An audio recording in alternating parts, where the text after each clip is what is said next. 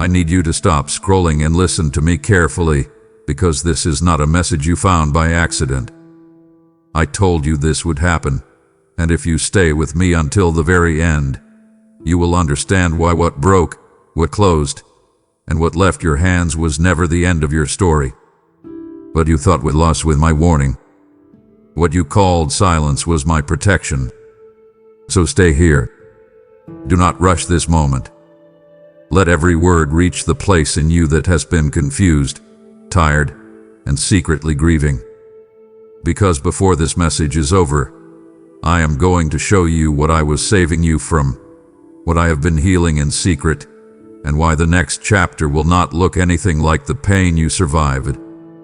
Listen closely now, because if you miss this, you may miss the very answer you have been praying for. My child, come closer and stay with me here for a moment, because I want to speak to you in a way your heart can actually hold. I know what you have been carrying since this happened. I know how often your mind has circled back to that one painful realization, the quiet ache that keeps rising in you when the room is silent and your thoughts are left alone. You keep replaying it, and somewhere underneath all the confusion, all the disappointment, all the questions you have been too tired to say out loud, there is one truth that keeps surfacing no matter how much you try to push it away. Deep down, you remember that I warned you. You remember the uneasiness you felt long before the damage showed itself. You remember the moments when something in you hesitated, even while another part of you kept moving forward because you wanted so badly for it to be different.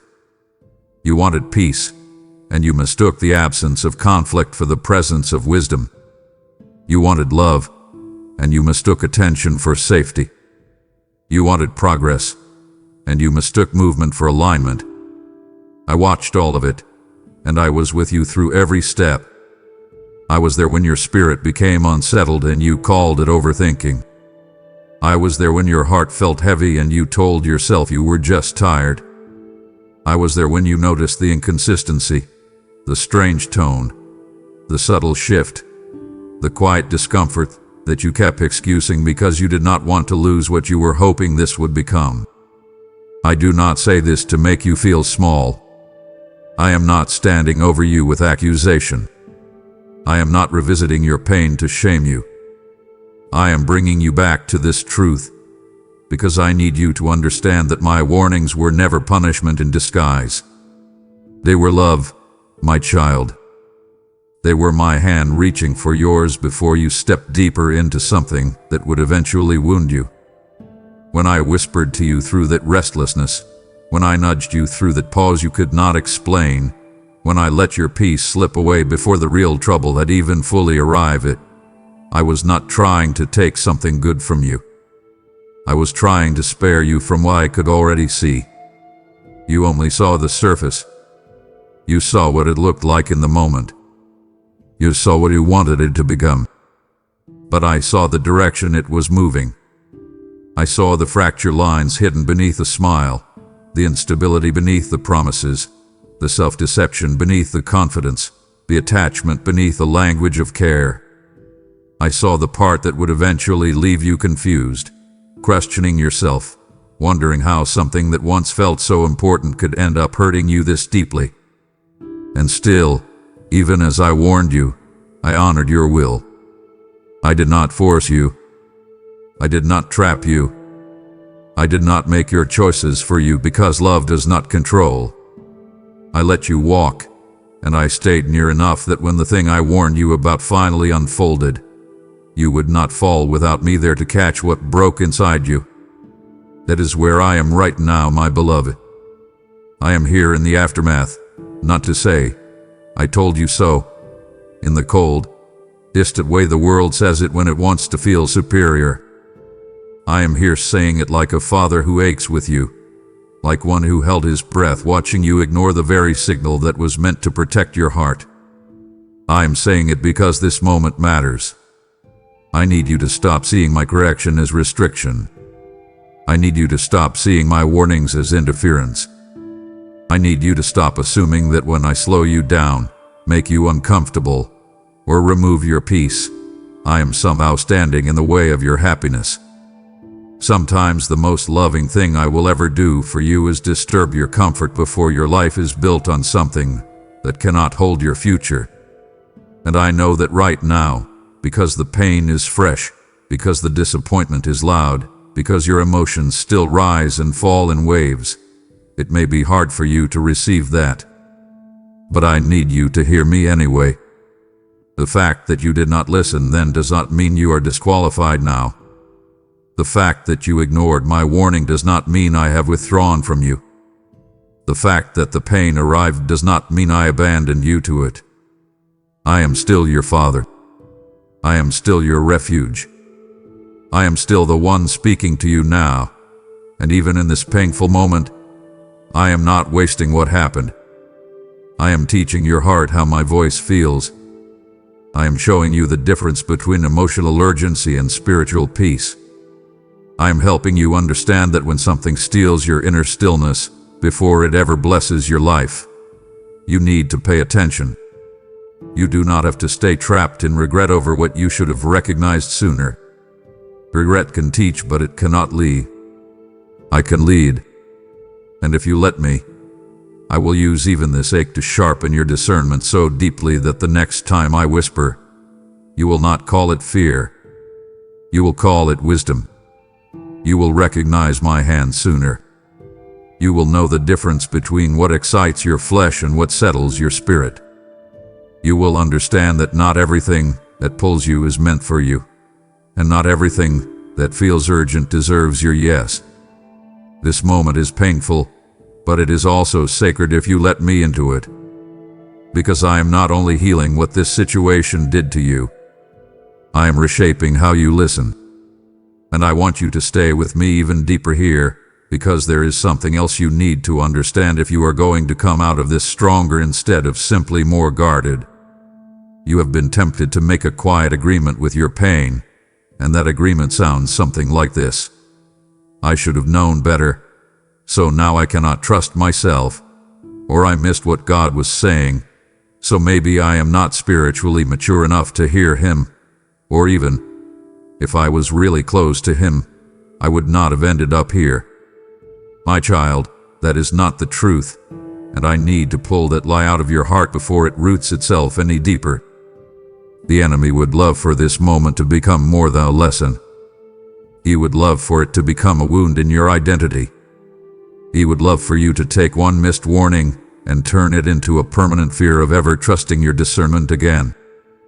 He would love for you to become suspicious of yourself, hesitant with me, emotionally closed, spiritually timid, and so afraid of repeating the pain that you begin rejecting even good things because you no longer know how to move without dread.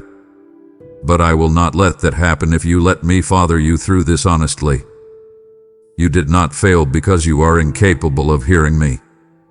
You failed to fully respond because part of you still wanted what I was warning you about, and that is a very different thing. Do not condemn your hearing when the real battle was your attachment. Be honest with yourself. There was something in you that hoped your desire could outrun discernment. There was something in you that wanted the story to end differently. There was something in you that kept bargaining with the discomfort because you did not want the loss that would come from walking away too soon. I understand that. I know how human your heart can be. I know how deeply you can long for something to work.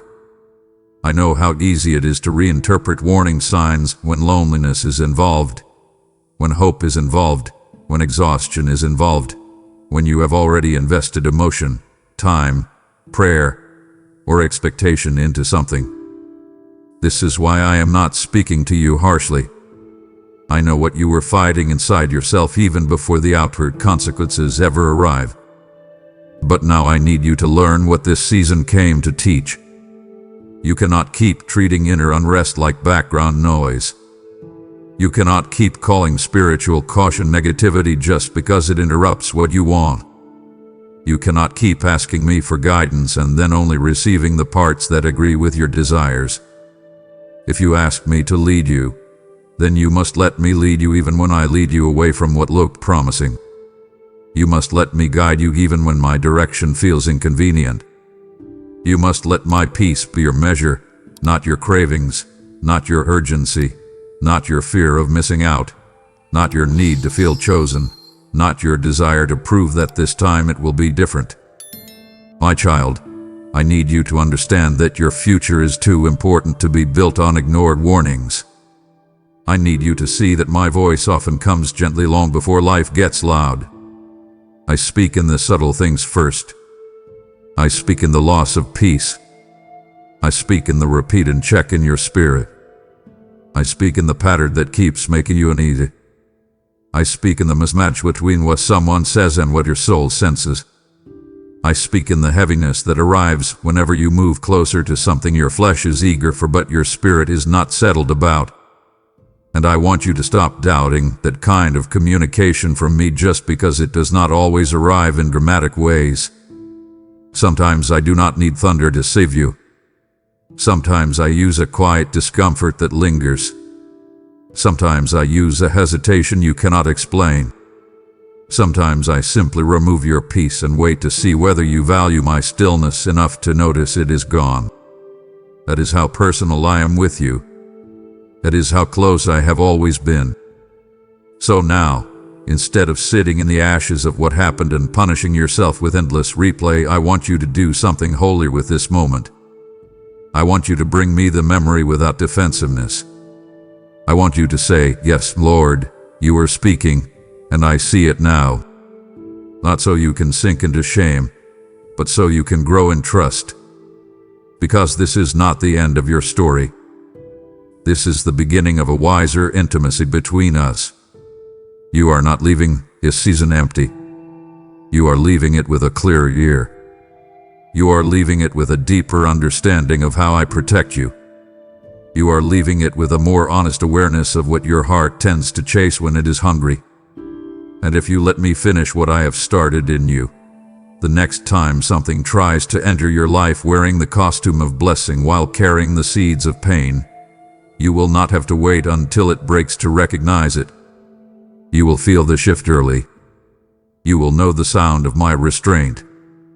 You will remember this ache, not as a mark of failure, but as the place where you finally learned that when I warn you, it is because I love you enough to see what you cannot. My child, I need you to sit with me in this truth long enough for it to sink beneath the surface of your emotions, because until it does, you will keep blaming yourself for the collapse of things that were already cracking before you ever touched them. What fell apart in your life did not suddenly become unstable on the day it broke. It was already unstable. It was already carrying fractures beneath the appearance. It was already held together by things too weak to sustain what you were asking it to become. And I know that is difficult for you to accept, because when something breaks in front of you, the mind naturally starts searching for the final touch, the last conversation, the exact moment, the specific sentence, the one decision that seems to explain everything. You keep asking, was it something I said? Was it something I missed?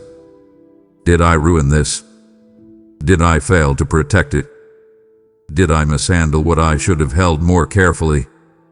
I understand why you ask those questions. Pain wants a target. Grief wants an explanation. Disappointment wants a culprit. And when the wound is personal, the easiest person to accuse is often yourself. But I need you to stop for a moment and let me speak over that instinct before it hardens into a false story you carry for years. Not everything that broke did so because you broke it. Not everything that ended did so because you were too much or not enough. Not everything that crumbled was healthy before it collapsed. Some things only looked solid because you were still hoping. Some things only felt safe because you had not yet seen what was underneath.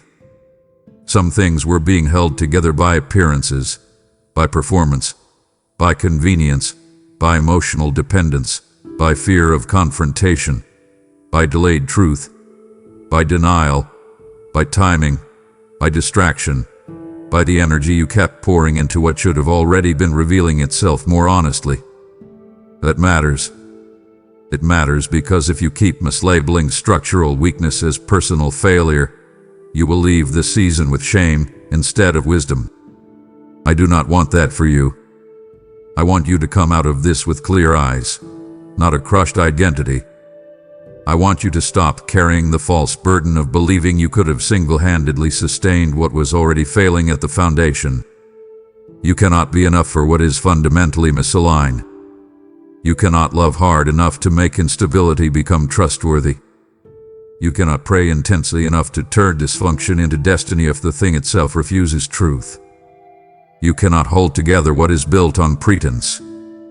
You cannot preserve what keeps asking you to ignore reality in order to maintain it. That is not your assignment. That was never your burden. Let that release something in you. Breathe and let it go.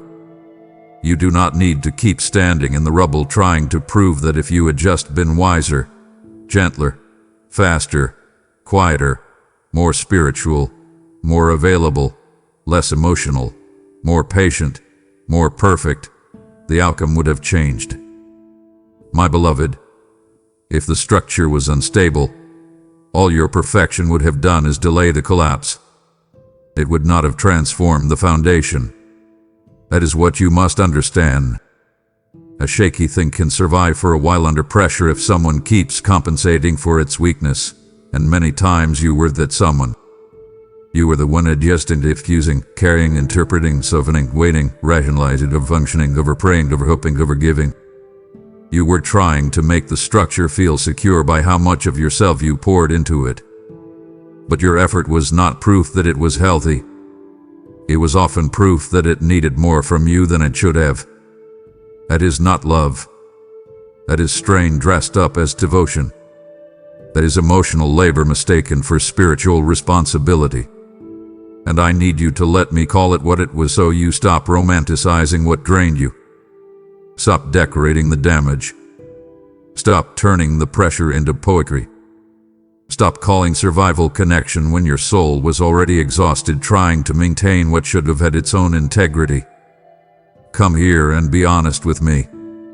Was it really peaceful, or were you just afraid to lose it? Was it really stable, or were you simply getting better at managing the instability? Was it really aligned, or were you repeatedly overriding what you sensed because you were tired of starting over? Ask yourself that. Ask me that. Then stay still long enough to hear the answer. Because truth may sting for a moment, but it will free you from carrying what was never yours to fix. And I want to bring you even closer now, because there is another layer here that your heart needs if you are going to heal deeply instead of just learning to protect yourself on the surface. Sometimes what falls apart feels sacred because you invested sacred things into it. You gave prayer to it. You gave tears to it. You gave time to it. You gave hope to it. You gave private conversations with me to it. You gave emotional energy that no one else saw. You gave loyalty. You gave imagination.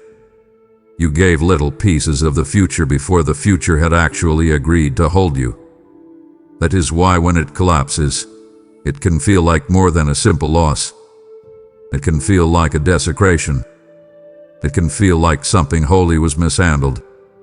It can feel like you have to defend it even after it breaks because part of you does not want to admit that so much of your sacred investment landed in something structurally unsound. I understand that. I see the tenderness in that grief. I see why your mind resists the truth at first. I see why you still sometimes want to rewrite the story and imagine that one more effort, one more conversation, one more explanation, one more prayer, one more chance might have made it hold. But my child, hear me carefully. Do not build altars around things I am trying to reveal were never meant to carry your worship. Do not kneel in the ruins of what I am exposing. Do not turn the wreckage into a shrine. Stand up. Step back. Let me show you the cracks. Let me point to the places where truth was missing, where consistency was absent, where motives were mixed, where pressure replaced peace, where fear kept you invested, where chemistry was louder than character, where access came without safety, where potential was mistaken for promise, where your longing made you call something deep simply because it touched a deep ache in you. I say that with tenderness, not ridicule. I know how human that is. I know how easy it is to confuse intensity with significance. I know how easy it is to call something special because it awakened a part of you that had been lonely, neglected, or starving. But awakening is not always evidence of assignment. Sometimes it is simply exposure. Sometimes it reveals hunger, not destiny. That is why I let some things fall apart. Not because I delight in loss, but because collapse can reveal what comfort was hiding. And once truth is visible, you finally have a chance to stop building around fantasy. So I am asking you now, release the need to resurrect what I allowed to crumble. Stop trying to glue together what truth has already separated. Stop negotiating with the evidence. Stop using nostalgia as an argument against wisdom. Step away from the rubble. Come stand with me instead. Let me show you that what you lost was not the whole story. Let me show you that exposure is not cruelty. It is mercy. Let me show you that when weak things break, I am not always taking from you. Sometimes I am mating root. Sometimes I am ending the exhausting cycle where you keep trying to stabilize what was never stable enough to carry you. Sometimes I am saving you from a future built on constant compensation. You do not need to be the glue in every relationship, the support beam in every opportunity, the emotional scaffolding in every fragile structure. That is not the life I called you to. I did not create you to become a permanent repair system for unstable things.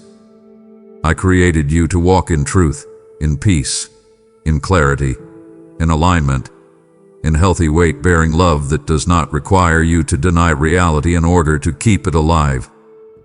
So listen to me now and receive this as both command and comfort. Stop blaming yourself for the collapse of what was already unstable. Stop rehearsing the old scene as if guilt can rebuild it. Stop asking if you could have saved what was never secure. Release it. Hand me the shame. Hand me the overanalysis. Hand me the mental loops. Hand me the ache of realizing you saw less than you hoped. Then let me do what only I can do. Let me heal your trust. Let me strengthen your discernment. Let me restore your dignity. Let me teach you how healthy things feel so you no longer call instability normal just because it stayed around for a while. Let me reintroduce you to peace that does not require overwork. Let me retrain your heart to recognize what is solid, what is safe, what is honest, what can actually carry the weight of your future. Because what fell apart was already unstable, and the fact that it broke is not proof that you are broken. It is proof that truth finally surfaced. And truth, even when it arrives through tears, is still a gift from my hand. My child, now that your eyes are opening to what was never stable, hear me in this also. I am building something that will stand, and I am using voices like this to reach others who are still standing in silent collapse. When you give, you are not losing. You are sowing into ground that carries truth to hearts still trapped in confusion. Did I not say, as long as the earth remains, seed time and harvest shall not cease? What you release becomes light in someone else's darkness, oil in someone else's lamp, strength in someone else's breaking moment. This is your invitation, yes, yours, to partner with me in lifting souls out of hidden ruin and into clarity. If this word has steadied you, then let your gratitude become a seed that multiplies beyond what you can see. Support this mission through Super Thanks, membership, with a PayPal link in the description, and watch how I breathe back into what you release. I am the one who multiplies what is placed in my hands. Now act, so, and do not hesitate. My child, come here and stay with me in this part of the journey, because I need to explain something that your heart has wrestled with in quiet frustration. There were moments when you wondered why I did not step in sooner, why I did not shut the door faster, why I did not remove the person immediately, why I did not expose the lie the first time it whispered, why I let the pattern continue long enough for you to feel the sting of it more than once. You asked me in those hidden places, if you knew, then why did you let me keep walking?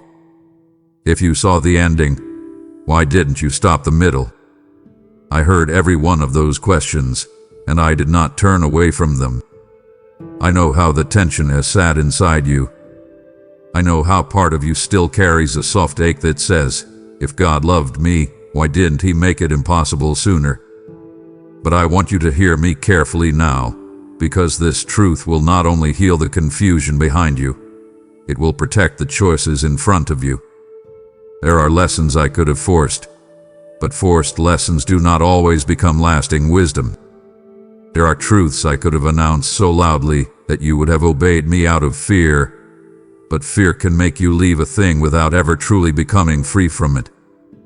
And if you leave without freedom, you often circle back in another form, with another face, another voice, another opportunity, and the same old wound wearing a different coat. I did not want that for you. I wanted more than distance from the thing that could hurt you. I wanted deliverance from the illusion that kept drawing you toward it. That is why I sometimes let time become the teacher. That is why I sometimes let repetition reveal what one warning could not yet uproot. That is why I allowed you to see the inconsistency with your own eyes, to feel the strain in your own body, to notice the pattern in real time, to experience the mismatch between the words and the weight, the promises and the pressure, the closeness and the confusion. I did not do that because I wanted you wounded. I did it because I wanted you free in a way that would last. There is a difference between being told a fire burns and placing your hand close enough to feel the heat. One gives you information. The other gives you understanding. And while I never delight in your pain, I do care deeply about your transformation. I care about whether you will still crave what nearly consumed you once the moment has passed. I care about whether you will secretly romanticize what I removed if you never fully saw what it truly was. I care about whether you will keep calling it special simply because it stirred you, even if what it stirred was mostly old hunger and unresolved need. I care about whether you will build wisdom or just build fear. That is why I let the truth unfold in ways you could witness. Because if I had cut it off before you saw enough, you might have spent months, maybe years, still grieving an imagined version of it, still defending it in your heart, still blaming me for taking something good, still telling yourself that if only you had been given one more chance, one more day, one more conversation, one more sign, it might have become what you wanted. I know that pattern, my beloved. I know how the heart clings when the illusion remains intact. I know how your tenderness can make you loyal to what is not loyal to you. I know how your hope can become a hiding place for denial if you are not careful. So I let masks slip. I let motives surface. I let patterns repeat until you could no longer call them accidents. I let the emotional fog thin out enough for you to see what was actually there. I let what was hidden become harder to hide. That was not cruelty. That was mercy in motion. It may not have felt gentle in the moment, but it was still love. And I want you to stop fighting that truth. Stop calling my patience with the process abandonment. Stop assuming that because I did not remove it instantly, I approved of it. Stop thinking that delay in exposure means silence in heaven. I was there the whole time, not only watching, but carefully allowing enough truth to surface so that when the time came, you would not just leave because I told you to. You would leave because you finally saw. That matters. That kind of sight changes a soul. That kind of clarity breaks cycles. That kind of truth, once deeply received, becomes protection for the future. So breathe now. Let the resentment loosen. Release the old accusation. Say it with me if you need to. Father, you were not late. You were teaching me to see. Let that sentence sit in you. Let it soften the place that still thinks I should have rushed when I was actually revealing. Let it quiet the part of you that mistakes timing for neglect. Then invite me back into those memories, not to relive them in shame, but to reinterpret them in truth. Let me show you where I was uncovering, where I was interrupting, where I was preserving, where I was preparing you to recognize what no longer deserved your trust. And now, my child, let me take you even deeper, because this is not only about what happened back then. This is about how you will walk with me from this day forward. If you are going to move into the next season with clarity instead of just caution, you must understand why seeing for yourself matters so much. There are places where borrowed wisdom can protect you for a while, but only personal revelation can change your reflexes. You can hear a warning from me and still negotiate with it if your heart has not yet fully agreed. You can nod at discernment and still reach for what you want if the desire is louder than the lesson. But when truth has been lived, when your body remembers the cost, when your spirit can recognize the weight of misalignment because it has already carried it once, something shifts. Your no becomes cleaner. Your hesitation becomes wiser. Your peace becomes more precious. You stop needing endless explanation. You stop needing to be convinced by 100 signs.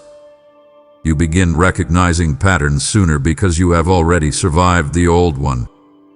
That is what I was building in you.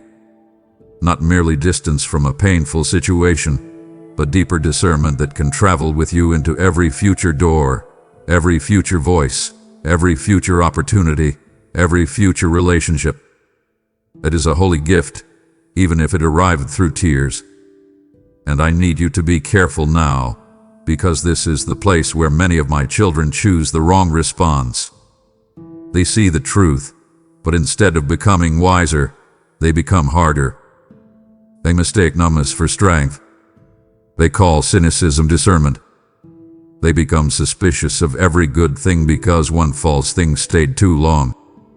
Do not do that. Resist the temptation. Do not let this lesson turn into a locked heart.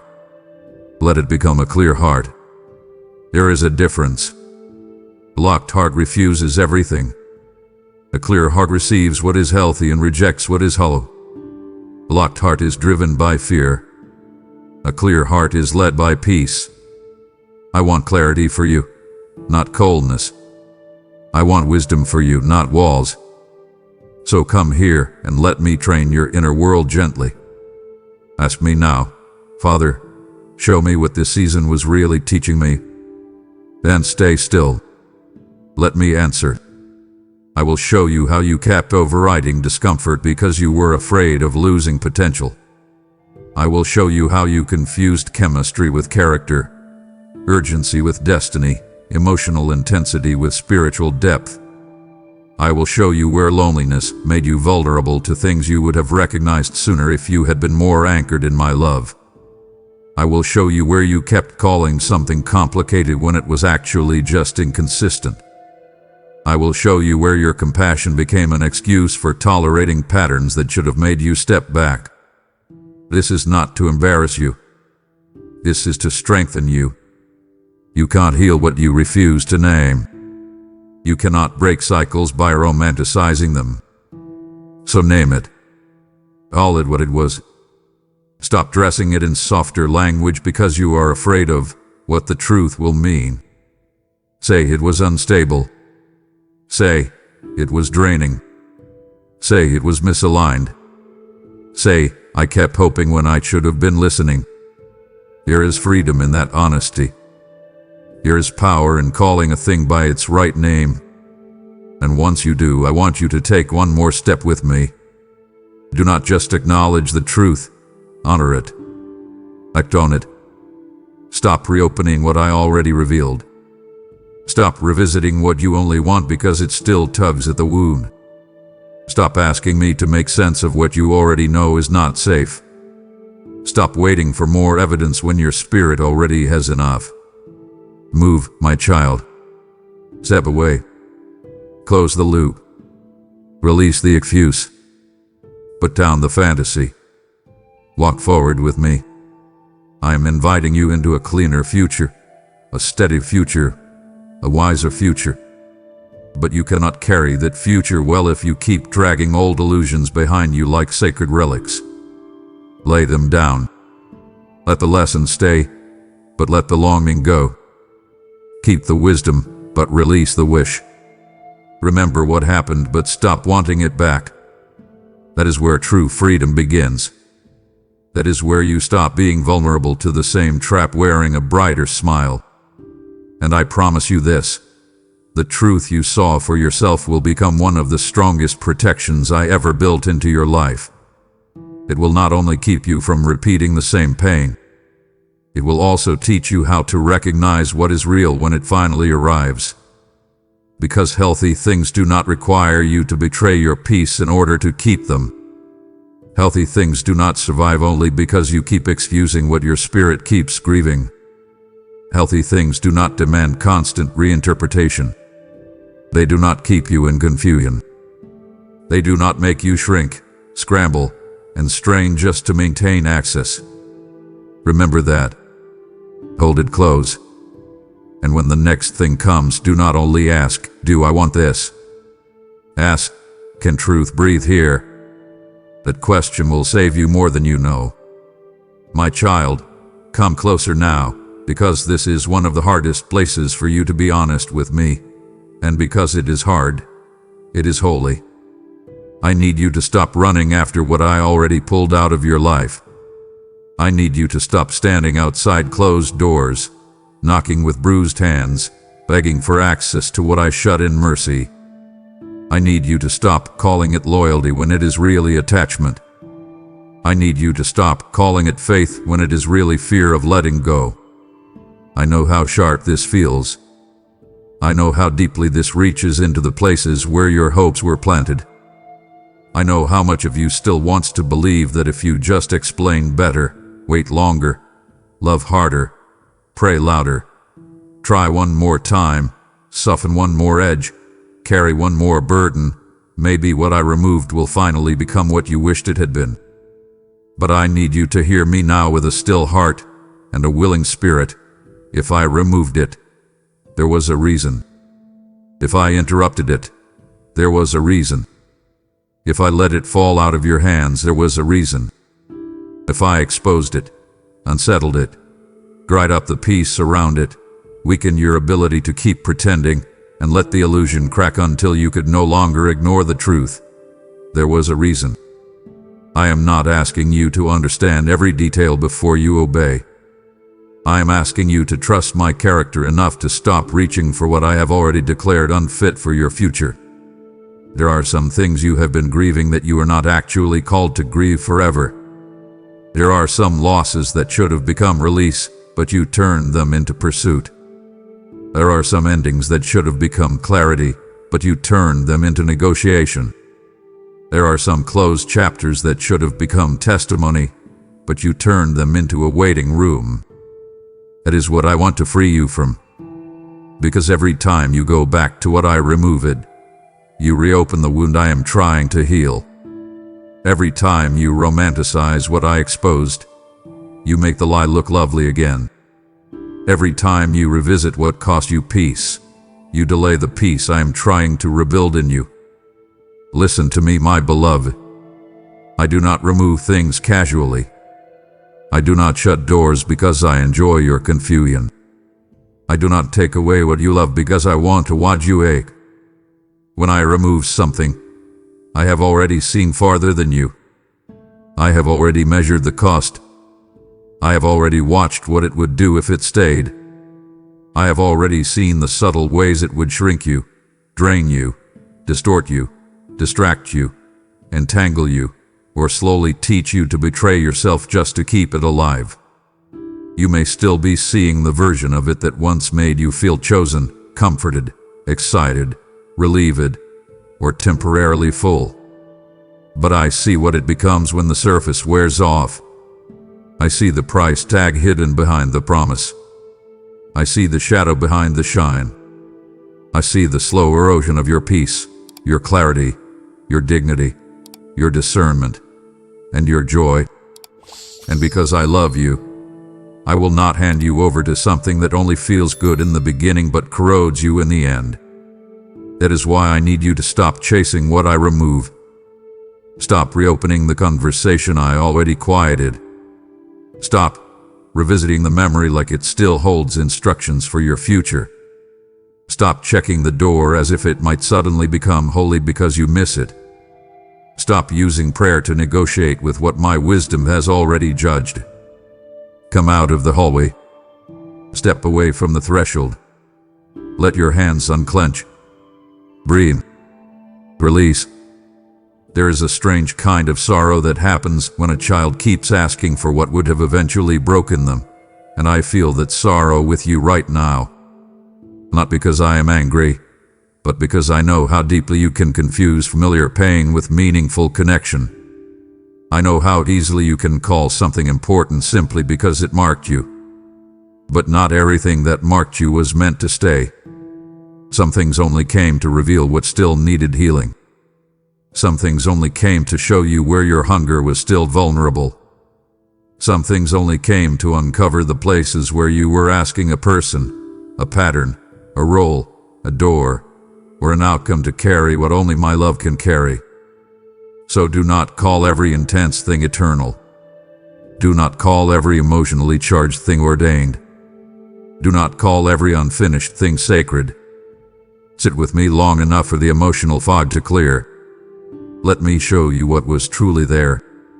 Then let me teach you how to release without resentment, and how to let go without turning cold. I am not asking you to become detached from life. I am asking you to become free from what no longer belongs to you. That freedom begins when you stop chasing what I removed. And I want you to stay with me here, because this is not only about behavior. It is about what is happening underneath the behavior. When you keep chasing what I removed, you are often not really chasing the thing itself. You are chasing the feeling it once gave you. You are chasing the hope it stirred. You are chasing the relief it seemed to promise. You are chasing the version of yourself that felt more secure, more wanted, more visible, more affirmed when the thing was still within reach. That is why letting go feels so hard. It is not just a matter of closing a door. It feels like surrendering a source of emotional oxygen. But my child, I need you to understand something that can change the entire way you walk with me. If something I removed feels like your oxygen, then it had already become too powerful in your heart. It had already become more than a relationship, more than an opportunity, more than a role, more than a path. It had become a functional savior. It had become something you were leaning on for life in ways it was never designed to provide. That is not a small thing. That is why I had to intervene. That is why I had to let it break, close, drift, dry up, or expose itself. Not because I wanted less for you, but because I refused to let substitute sit in the place where trust in me belongs. And this is where I want you to be very honest. Do not just ask, why do I still want it? Ask deeper. Ask, what was I asking it to do for me? Was it making you feel less lonely? Was it calming the ache of not feeling chosen? Was it giving you an identity you were afraid to lose? Was it becoming proof that your life was finally moving? Was it helping you avoid facing something unresolved in your own heart? Was it offering distraction from deeper grief? Was it feeding a version of hope that felt easier than real surrender? Ask those questions with me. Do not rush. Let them sting if they need to. Truth often enters through the places pride would rather protect. And once you begin to see what you were really reaching for, something powerful becomes possible. You stop fighting only the external attachment and start letting me heal the internal hunger. That is where freedom becomes real. Because if I only take the thing away but the hunger remains untouched, you will eventually attach to the next thing that offers the same emotional illusion. That is why I am not just saying, stop chasing. I am saying, come here and let me show you what you were starving for. Let me love the place in you that felt empty enough to cling. Let me comfort the place in you that panicked at the thought of release. Let me steady the place in you that thought losing this meant losing the best chance you had. That is a lie, my child. Losing what I removed does not mean losing the best. It often means losing what was in the way of the best. But you must stop reaching backward long enough for your hands to receive what I am preparing forward. Open those hands now. Literally, if you need to. Open them in prayer. Sit in stillness and say, Father, I release what you removed, even if part of me still aches. Say that honestly. Then let the ache be there without making it an authority. Pain can be present without being in charge. Missing something does not mean you are meant to return to it. Longing is not always instruction. Nostalgia is not always wisdom. Familiarity is not always safety. Remember that. Hold it close. And obey me in this next part, because it matters. Stop feeding what I am starving out of your life. Stop revisiting the old messages, the old memories, the old fantasies, the old imagined conversations, the old scenarios where it finally becomes what it never was. Stop giving energy to what you say you want freedom from. Stop watering the weed and asking me why the garden is still choked. Help me help you. Cooperate with the healing. Protect the ground. Guard the gate. Shut what needs shutting. Unfollow what keeps pulling. Delete what keeps reopening. Step back from what keeps stirring the same cycle. That is not weakness. That is wisdom. That is warfare. That is you choosing alignment over appetite. And I promise you this. The moment you stop chasing what I remove it, you will begin to feel a different kind of strength rising in you. It will not be dramatic at first. It may come quietly, like a room finally getting air after being shut too long. It may feel like space, like relief, like sadness mixed with peace, like grief that no longer has to perform, like clarity that no longer has to fight for room. Stay there. Let that new quiet teach you. Let it show you what life feels like when you are no longer tied to something that kept costing you more than it gave. That is the beginning of freedom. And once you taste that freedom, you will understand why I removed what I did. Not because I wanted to deprive you, but because I wanted to deliver you. Trust me enough to stop chasing. Trust me enough to let it end. Trust me enough to believe that if I took it from your hand, I did not take your future with it. My child, as you loosen your grip on what I removed, I now place something new in your hands. The opportunity to help others be freed from what they are still chasing. When you give, you are no longer pouring into empty wells. You are pouring into living waters that reach the thirsty.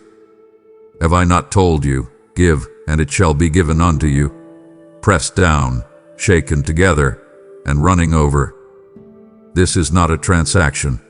This is alignment with my movement across hearts and nations. I am inviting you into a holy exchange. Release what you held tightly, and watch me multiply it into an impact you cannot measure. Your support through super thanks, membership, where the PayPal link in the description becomes a river that carries my voice to those still wandering in circles. Do not call it small. What you give becomes fire in someone else's night. Step forward in obedience and give now. My child, now that we have walked through the warning, the pain, the delay, the exposure, the correction, and the release, I need you to come into one of the most sacred places of all. Honesty. Not polite honesty. Not the kind that still hides behind religious language.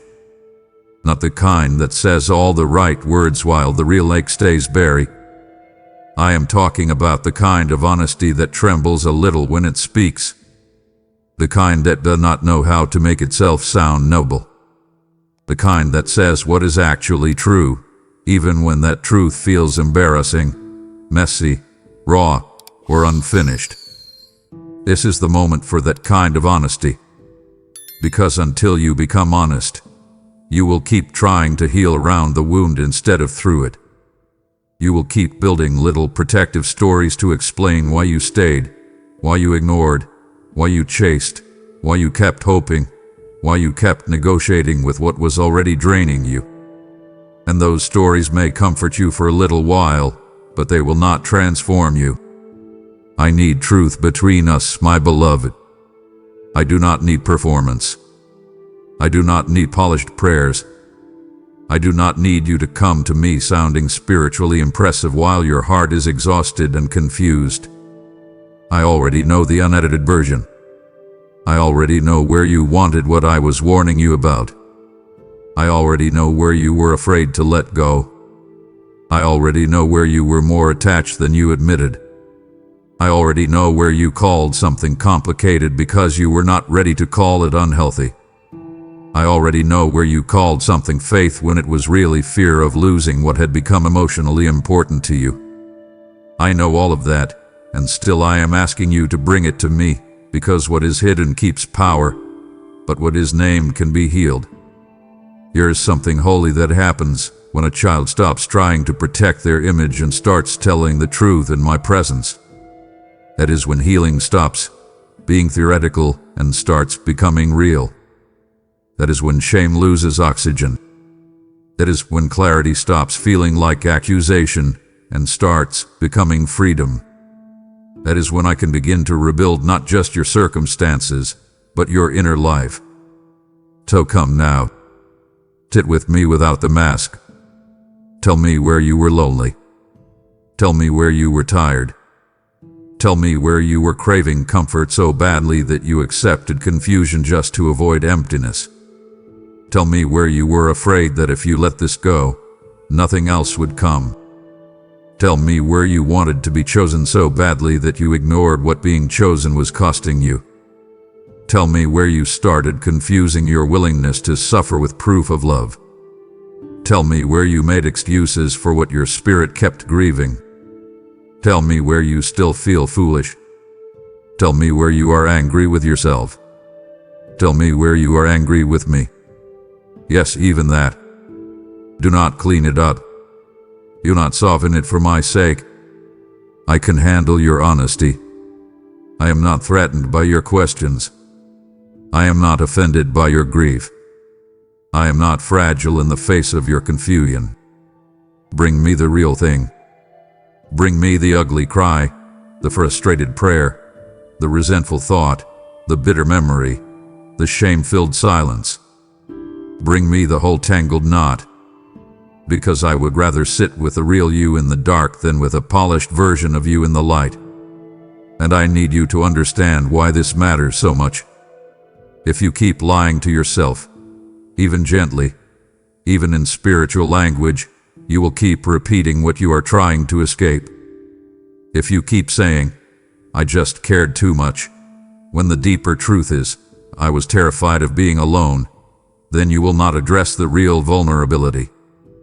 If you keep saying, I was just hopeful, when the deeper truth is, I was desperate for this to mean something about my worth, then the root remains. If you keep saying, it was complicated, when the deeper truth is, I knew something was off, but I was afraid to lose what little comfort I thought it gave me, then the cycle stays alive. That is why honesty is not optional. It is the doorway.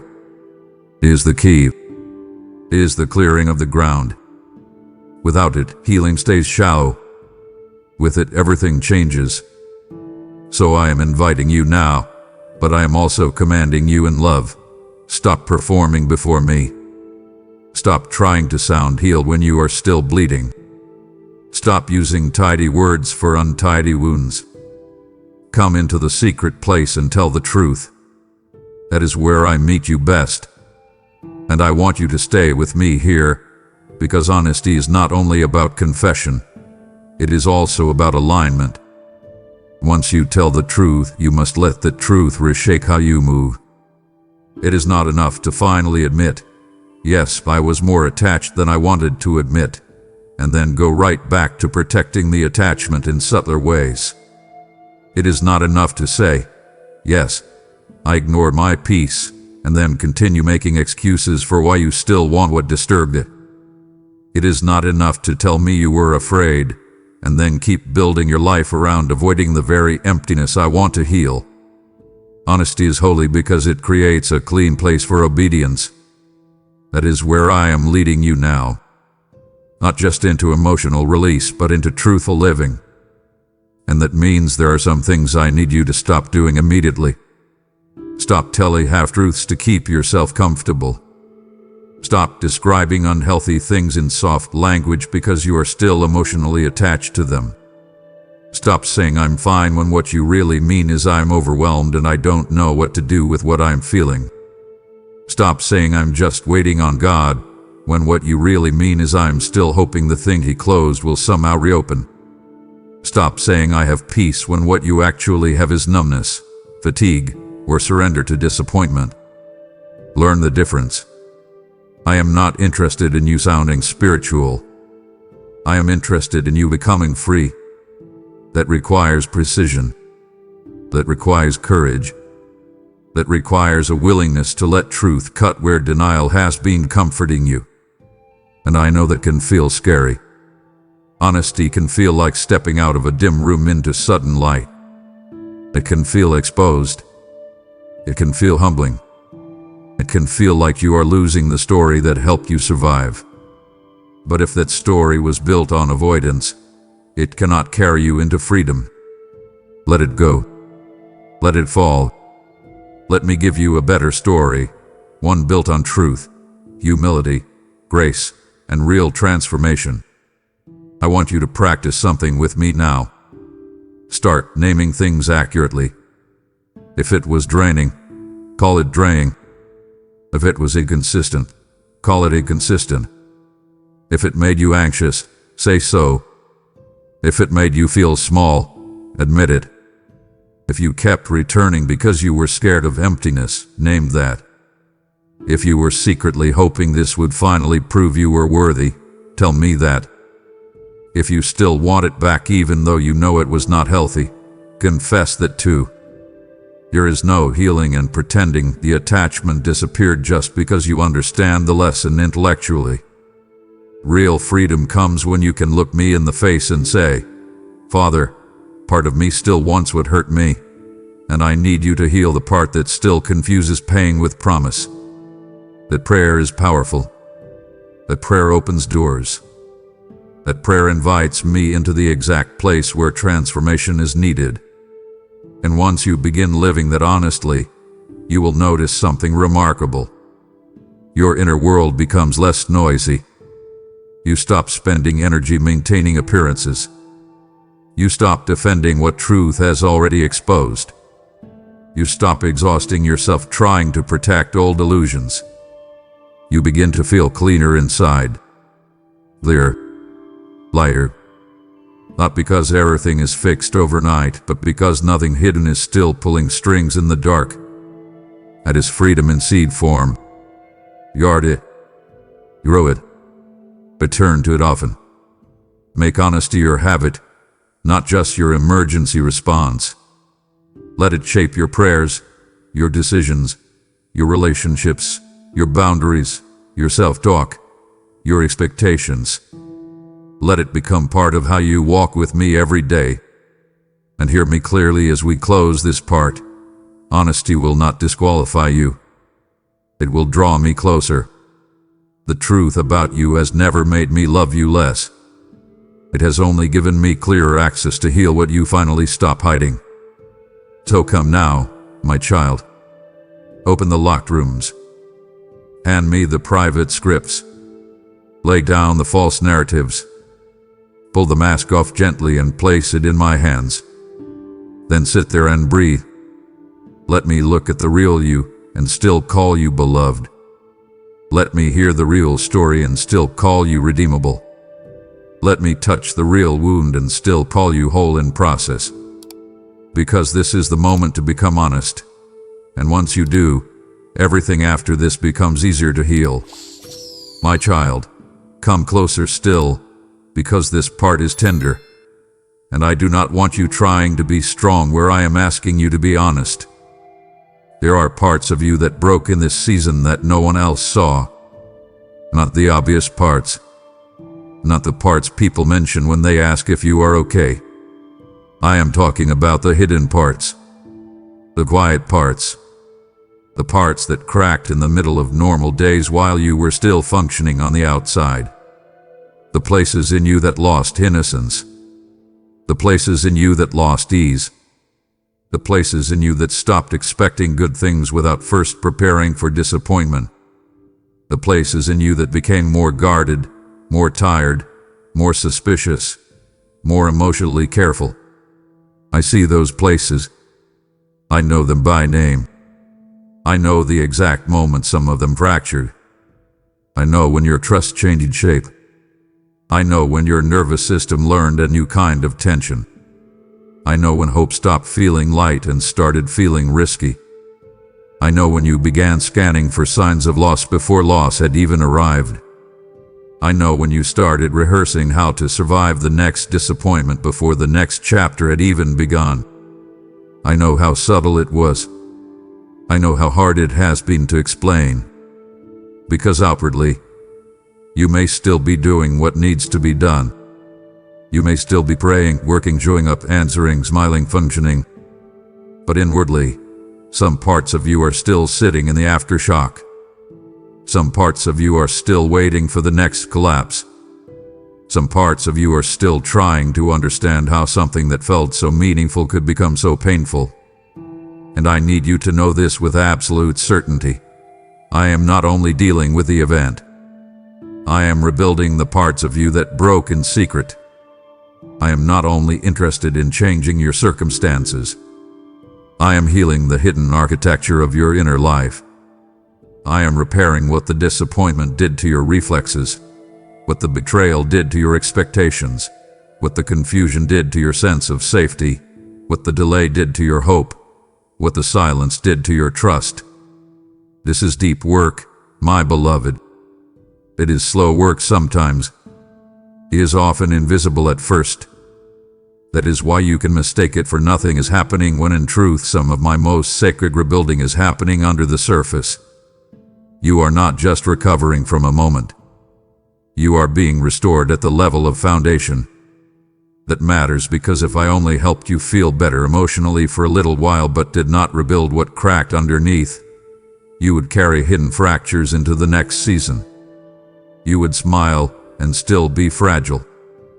You would move forward and still be bracing. You would receive something good and still be internally preparing for it to leave. I do not want that for you. I want more than surface stability. I want deep wholeness. I want the kind of healing that reaches the places you do not know how to explain. The kind that changes how you breathe. The kind that changes how you interpret silence. The kind that changes how you hold hope. The kind that changes how you receive kindness without suspicion, and how you respond to peace without waiting for it to disappear. That is what I am doing. So stop measuring my work only by what is happening around you. Start paying attention to what is changing within you. Are you noticing that you recover a little faster now after emotional triggers? Are you noticing that certain thoughts no longer have the same power they once did? Are you noticing that the panic does not last as long? Are you noticing that you can sit in discomfort now without immediately chasing a false solution? Are you noticing that the old ache still exists, but it no longer owns the whole room? Those are not small things. Those are signs of rebuilding. Those are beams being reset. Those are inner walls being strengthened. Those are broken places learning how to bear weight again. And I want you to cooperate with this process. Stop demanding instant restoration in areas that need holy reconstruction. Stop acting like if you are still tender, nothing is happening. Stop comparing your healing timeline to someone else's outward appearance. Deep wounds often require deep rebuilding. And deep rebuilding is not flashy. It is faithful. It happens in prayer. It happens in quiet surrender. It happens in moments where you choose not to reopen what once ruled you. It happens when you tell the truth instead of rehearsing denial. It happens when you let me comfort you instead of forcing yourself to move on too quickly. It happens when you let yourself feel what hurt without turning that feeling into an identity. So come here. Put down the pressure to be over it. Put down the need to look stronger than you feel. Put down the false timeline that says you should be fully healed by now because enough days have passed. Time alone does not rebuild. Surrender does. Truth does. Presence does. Let me have your real pace. Let me rebuild without rushing. Let me repair the hidden places in the order they actually need repair. And I want to take you even deeper now, because some of the parts that broke in secret are not only emotional, they are relational and spiritual too. There are places where this season made you flinch when you used to lean in. There are places where kindness now feels suspicious because inconsistency once wore the same smile. There are places where promises make you tense instead of rest because words once came without weight. There are places where silence from me now scares you more than it should because you associate quiet with uncertainty. There are places where you are trying to protect yourself from disappointment by lowering expectation before anything even begins. I see all of that, and I am not frustrated with you for it. I am not standing over you saying, "Why aren't you healed yet?" I am kneeling beside the hidden fractures and saying, "Let me touch that too." Because healing is not only about removing pain. It is about restoring safe response. It is about teaching your heart that not every pause means danger, not every closed door means abandonment, not every unfamiliar path means loss, not every kind word is manipulation, not every good thing will collapse just because something once did. But retraining matters, and it cannot happen by force. It happens in relationship with me. It happens as you keep bringing me the moments when old pain gets triggered by new situations. It happens when you pause and say, "Father, this reaction feels bigger than the moment. Show me what part of me is still hurting." That is a holy prayer. Pray often. It opens the hidden rooms. It gives me access to the secret places where past pain is still shaping present response. And once you start doing that, you will begin to notice that I am not merely comforting you after triggers. I am rewiring the way you process them. You will begin to see that what once sent you spiraling now only shakes you for a moment. You will begin to notice that what once made you panic now becomes an invitation to pause, breathe, and ask me what is actually happening. You will begin to notice that trust returns not as a reckless leap, but as a quiet, grounded capacity to stay present without bracing for collapse.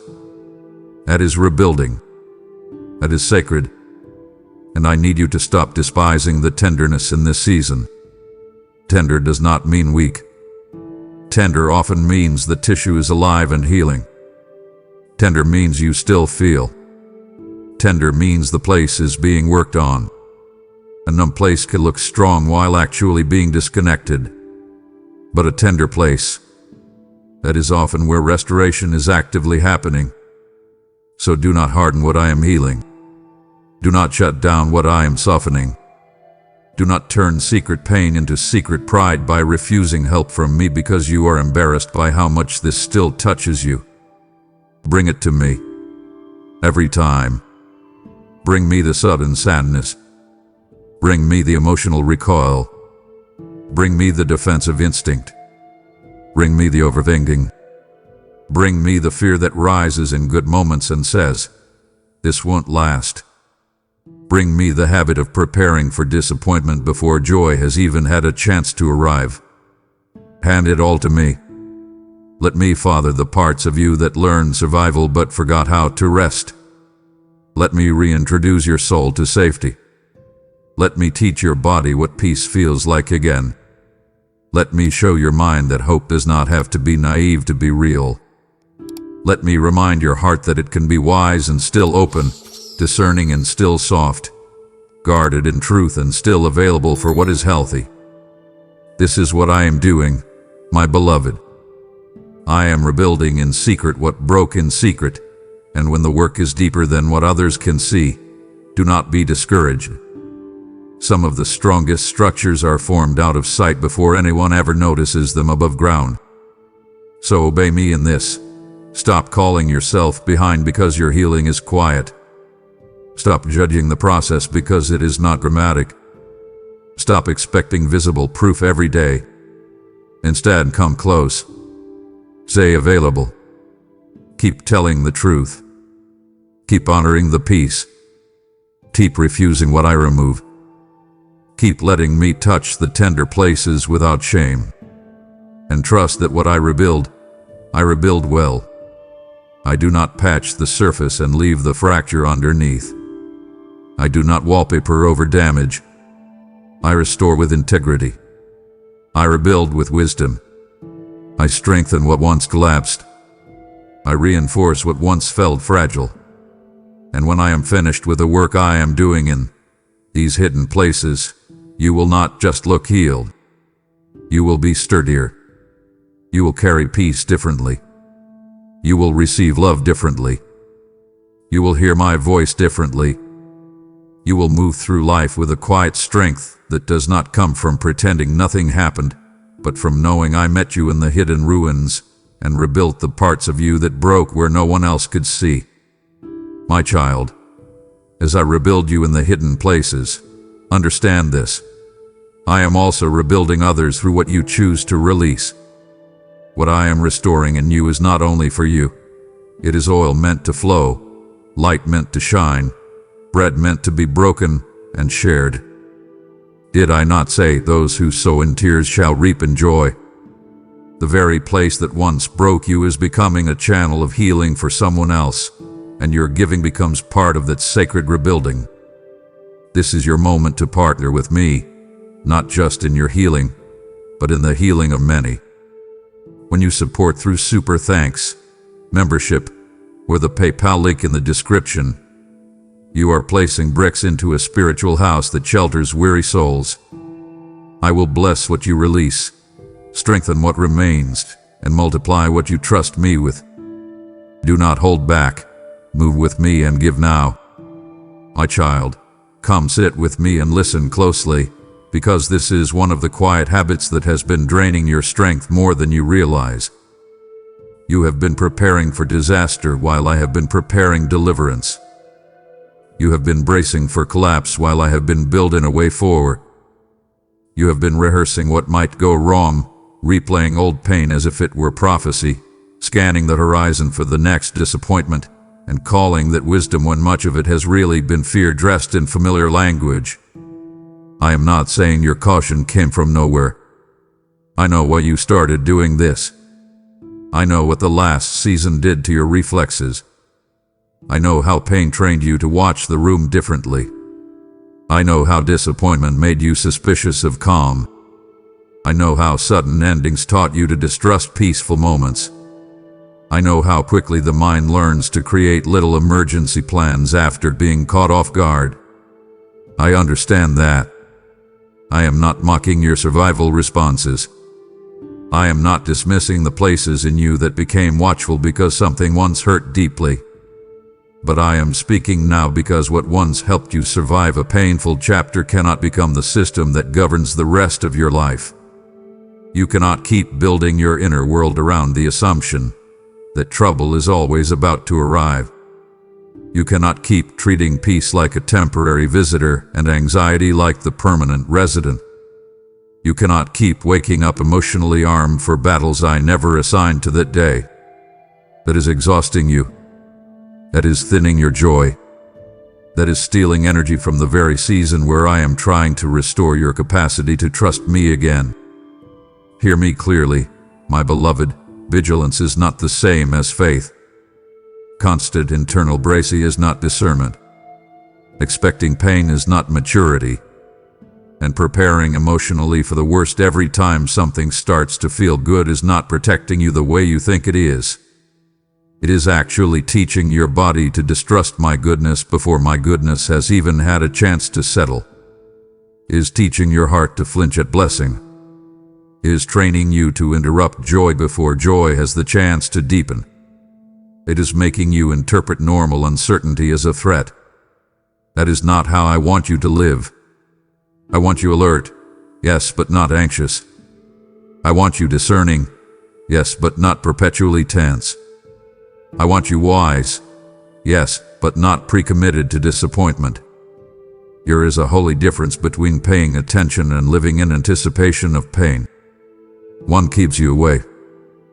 The other keeps you afraid. One is led by peace. The other is driven by memory. And memory, when left unhealed, can become a false prophet. It starts telling you that because something once happened, it must be what always happens. It tells you that because the last thing collapsed, the next thing probably will too. It tells you that because you missed signs before, you must now over-monitor everything to stay safe. But I am asking you to stop making agreements with fear just because fear sounds experienced. Fear is not wise just because it has a history. Fear can remember facts and still draw false conclusions. It can study your wounds and still misread your future. So I need you to stop rehearsing disaster in advance. Stop giving emotional energy to endings I have not written. Stop practicing grief before there is anything to grieve. Stop making a home in what if when I am calling you in to stay with me. If you are always preparing for the next collapse, you will miss the signs of my deliverance because your eyes will be fixed only on danger. And I need you to understand what deliverance often looks like. It does not always come with fireworks. Sometimes it arrives as stability. Sometimes it looks like peace staying longer than you expected. Sometimes it looks like a cleaner connection, a healthy door, a wiser choice, a slower pace, a heart that no longer panics in the same way. Sometimes deliverance looks like you noticing that the old trigger came and did not own you. Sometimes it looks like you not needing to chase. Sometimes it looks like you walking away sooner. Sometimes it looks like rest where there used to be striving. If you are always bracing for disaster, you will not recognize those quieter forms of rescue. So come here and let me retrain your expectation. Lift your eyes off the storm you are mentally rehearsing. Put down the internal script where everything good ends badly. Stop assuming that peace is just the calm before another collapse. That is not faith. That is trauma trying to narrate. And I love you too much to let trauma become the loudest voice in your future. Sit with me now. Breathe deeply. Feel how tense you have been. Notice how often you have been carrying a disaster that has not even happened. Then say it with me. Father, I release the need to prepare for pain you have not assigned to me. Say that honestly. Let it loosen something. Then ask me for a new posture. Ask me to teach you how to stay open without becoming careless, how to stay peaceful without becoming naive, how to remain grounded without turning cold. I will teach you. But you must stop calling fear preparedness when it is really stealing the very life I am trying to restore. And now, my child, let me take you deeper, because there is something even more tender underneath this habit of preparing for disaster. Much of it is not really about the future at all. It is about control. It is about the hidden belief that if you can anticipate the pain, maybe it will hurt less when it comes. If you can imagine every possible loss ahead of time, maybe you can soften the blow. If you can emotionally brace before the next disappointment, maybe you will not be caught as vulnerable as last time. I understand why that feels logical. I understand why part of you thinks that staying mentally ready is the same as staying safe. But I need you to hear this with love and authority. Pre-suffering is not protection. Imagining the wound before it arrives does not strengthen you. It only drains you twice. Once in imagination and again if something actually happens. That is too much weight for your spirit to carry. And worse, it robs you of presence. It steals the grace that was meant for today by forcing you to spend it on tomorrows that may never come. I did not create you to live in constant emotional rehearsal for outcomes I have not spoken. I created you to walk with me one day at a time, one step at a time, one surrendered breath at a time. That is not a cliché. That is how grace works. I give daily bread, not a lifetime supply for every imagined disaster. I give strength for what is real, not endless reserves for fear's inventions. That is why when you keep living ahead of me in anxiety, you feel depleted. You are spending strength on stories I never asked you to carry. Come back. Return to the day I have actually placed in your hands. Stay where my grace is. Stay where my presence is active. Stay where your feet are. And I want you to do something practical now. The next time your mind starts running ahead, building scenarios, anticipating loss, mentally preparing for rejection, rehearsing disappointment, stop. Do not keep following the thought just because it feels familiar. Interrupt it. Say out loud if you need to, that is not happening right now. Then ask me, Father, what is true in this moment?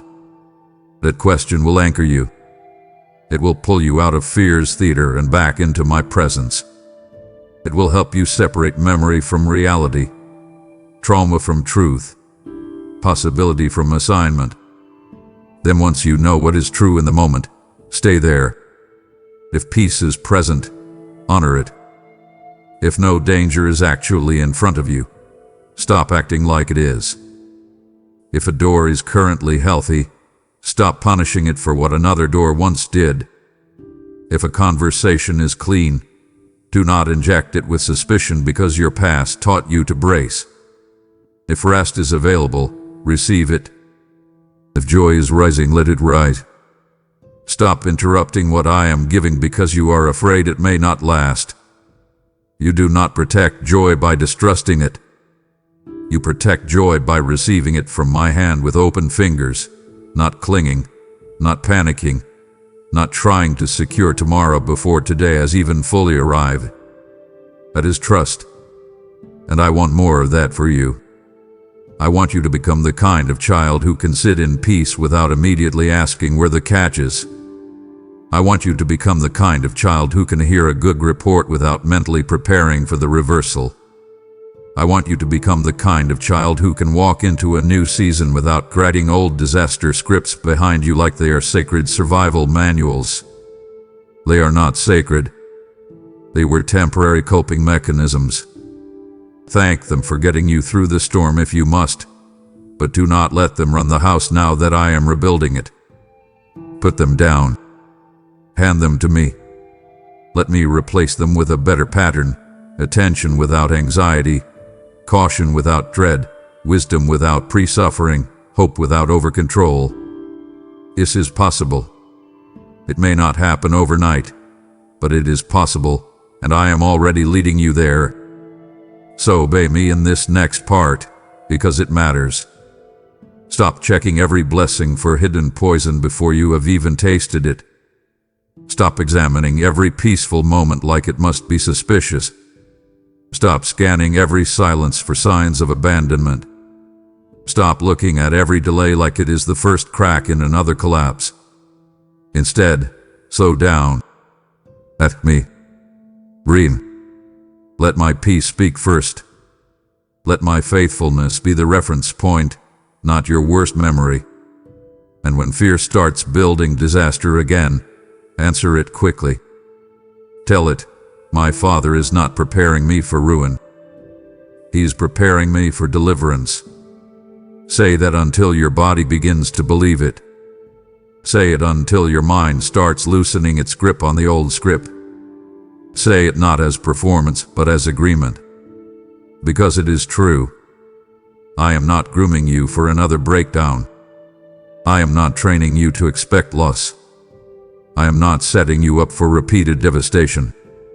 I am preparing you for steadiness, for wisdom, for peace, for clear doors, for healthier weight-bearing relationships, for clearer hearing, for stronger boundaries, for joy that does not need to be chased, for a life where you no longer have to live emotionally crouched. Stand up, my child. Unclench. Let your shoulders drop. Let your breath deepen. Let the future belong to me. Stop preparing for disaster when I am preparing deliverance. My child, come closer and stay with me here, because this is one of the last places where your heart keeps turning around when I am asking you to move forward. You have been looking back for closure in places where I never assigned closure to come from. You have been revisiting old conversations, old moments, old silences, old wounds, old versions of people, old scenes that still carry emotional electricity, hoping that if you could just understand one more detail, hear one more explanation, get one more acknowledgement, receive one more apology, notice one more sign, then maybe the ache would finally settle. I understand why you do this. I know how deeply the unfinished can bother the human heart. I know how your mind wants a clean ending, a complete sentence, a final answer that ties everything together and lets you walk away with a sense of resolution. I know how tempting it is to believe that peace is waiting on one more piece of information. But I need you to hear me with a surrendered spirit now. Stop looking back for closure I never assigned there. Some of the closure you keep seeking is not hidden in the past. It is waiting in obedience. Some of the peace you keep trying to extract from an old chapter is not buried in another conversation. It is growing in the forward motion you have been delaying. Some of the understanding you want will not come from dissecting what happened again. It will come from walking with me long enough that what once confused you no longer owns the center of your inner life. There are endings in life that never arrive with the neatness you hoped for. Some people do not explain. Some situations do not wrap up with the dignity they should have had. Some truths only become clear through distance, not dialogue. Some chapters close with silence, not speeches. Some wounds are not resolved by getting the answer you wanted, but by no longer needing that answer in order to be free. That is where I am leading you.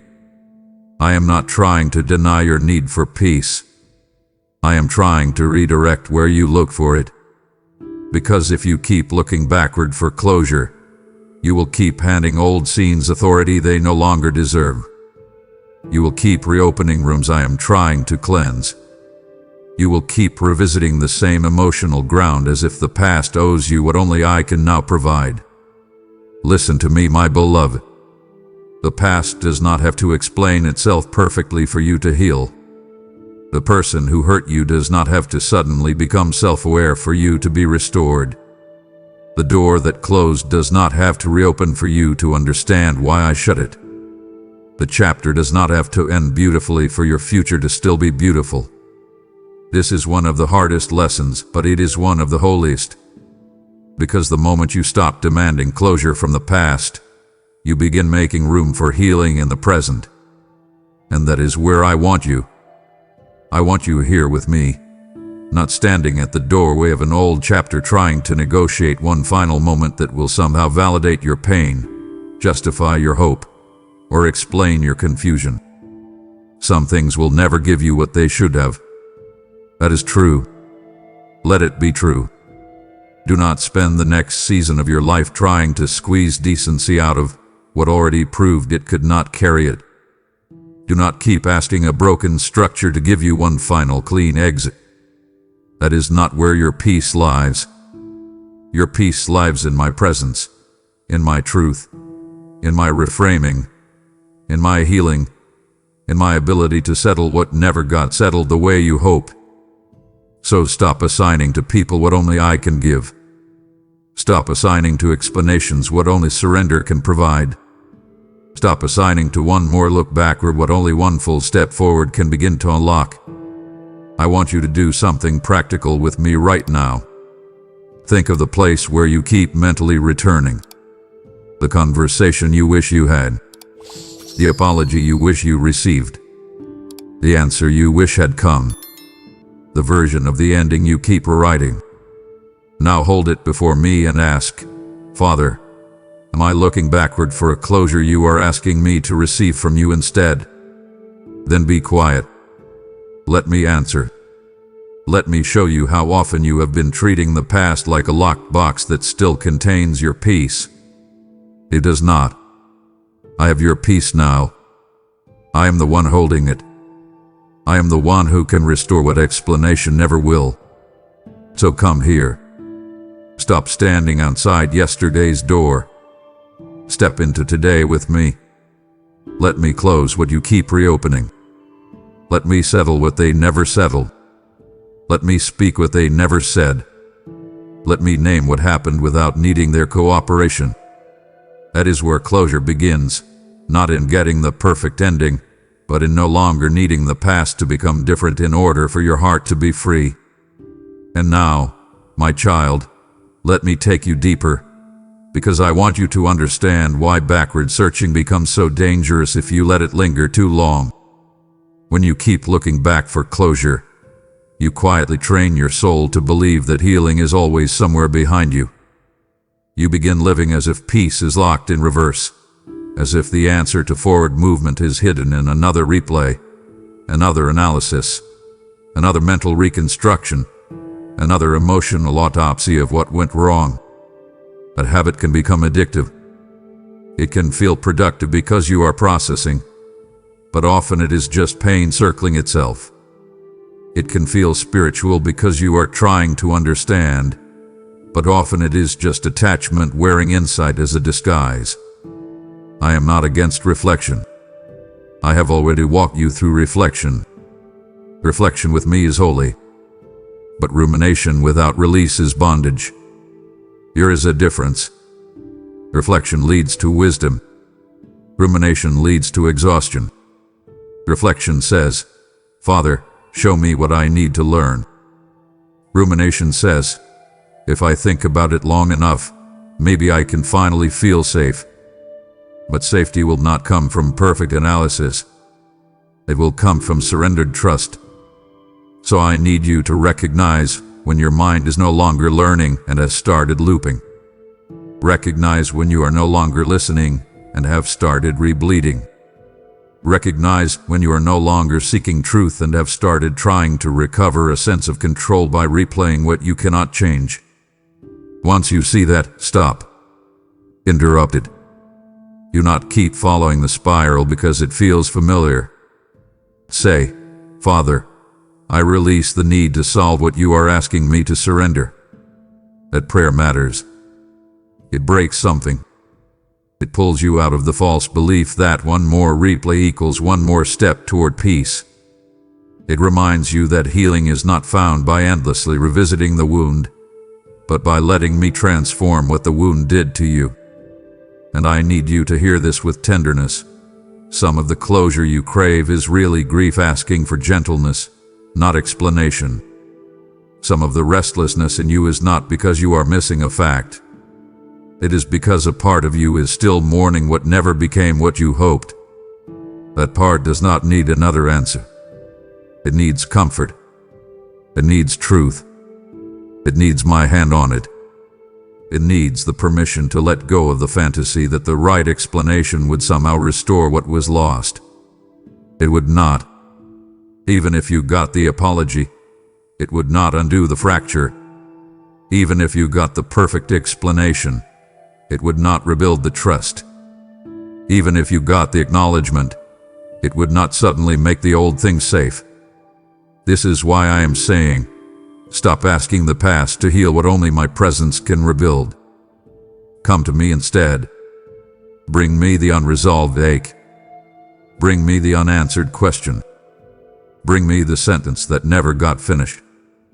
Bring me the words you still wish were spoken. Bring me the emotional static that still rises when the memory surfaces. Then let me do what the past cannot do. Let me speak peace over the unfinished. Let me bring dignity where there was no dignified ending. Let me put language to what happened, even if no one else ever admits it. Let me validate the wound without letting it rule you. Let me become the closure the past was never capable of giving. This is how you move forward without denial. This is how you stop needing every loose end tied by human hands. This is how you become free enough to walk into the next chapter without dragging old, unanswered questions behind you like they still have legal authority over your future. They do not. That authority is broken. I have broken it. So obey me now with courage. Stop visiting the old room to see if the furniture has moved.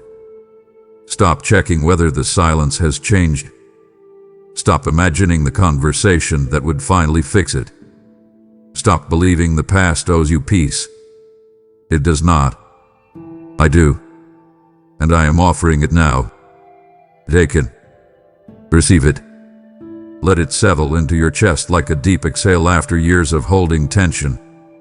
Then step forward. Not because you understand everything. Not because every question is answered. Not because every feeling is gone. But because I am enough to close what they left open. I am enough to settle what never got settled. I'm enough to finish what ended unfinished. And when you finally accept that, you will discover that closure was never waiting in the old chapter. It was waiting in my voice, in my presence, and in your willingness to stop turning around. My child, as you stop looking backward for closure, I am opening a forward path filled with purpose, and part of that purpose is what you do with what I have placed in your hands. When you give, you are no longer investing in the past. You are sowing into the future I am unfolding. Have I not declared, forget the former things, behold, I am doing a new thing. This is that new thing, your obedience turning into provision for voices that carry my truth to those still searching for answers in the wrong places. Every seed you release becomes a door for someone else to step out of confusion and into clarity. Support this work through Super Thanks membership, with the PayPal link in the description, and watch how I redirect your harvest into places of peace and purpose.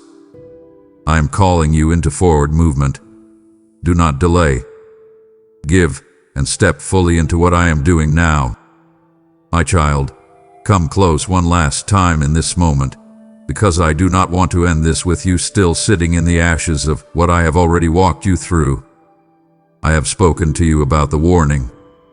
I have spoken to you about the silence. I have spoken to you about what I removed, what I exposed, what I interrupted, what I refused to bless, what I was protecting, what broke in secret, what I have been rebuilding, what you have been secretly hoping for, what you have been looking back toward, and how close you already are to freedom. I have not brought you this far so you could simply understand the lesson and then remain emotionally parked in the same place. I have not uncovered all of this so you could admire the truth and still refuse the next step.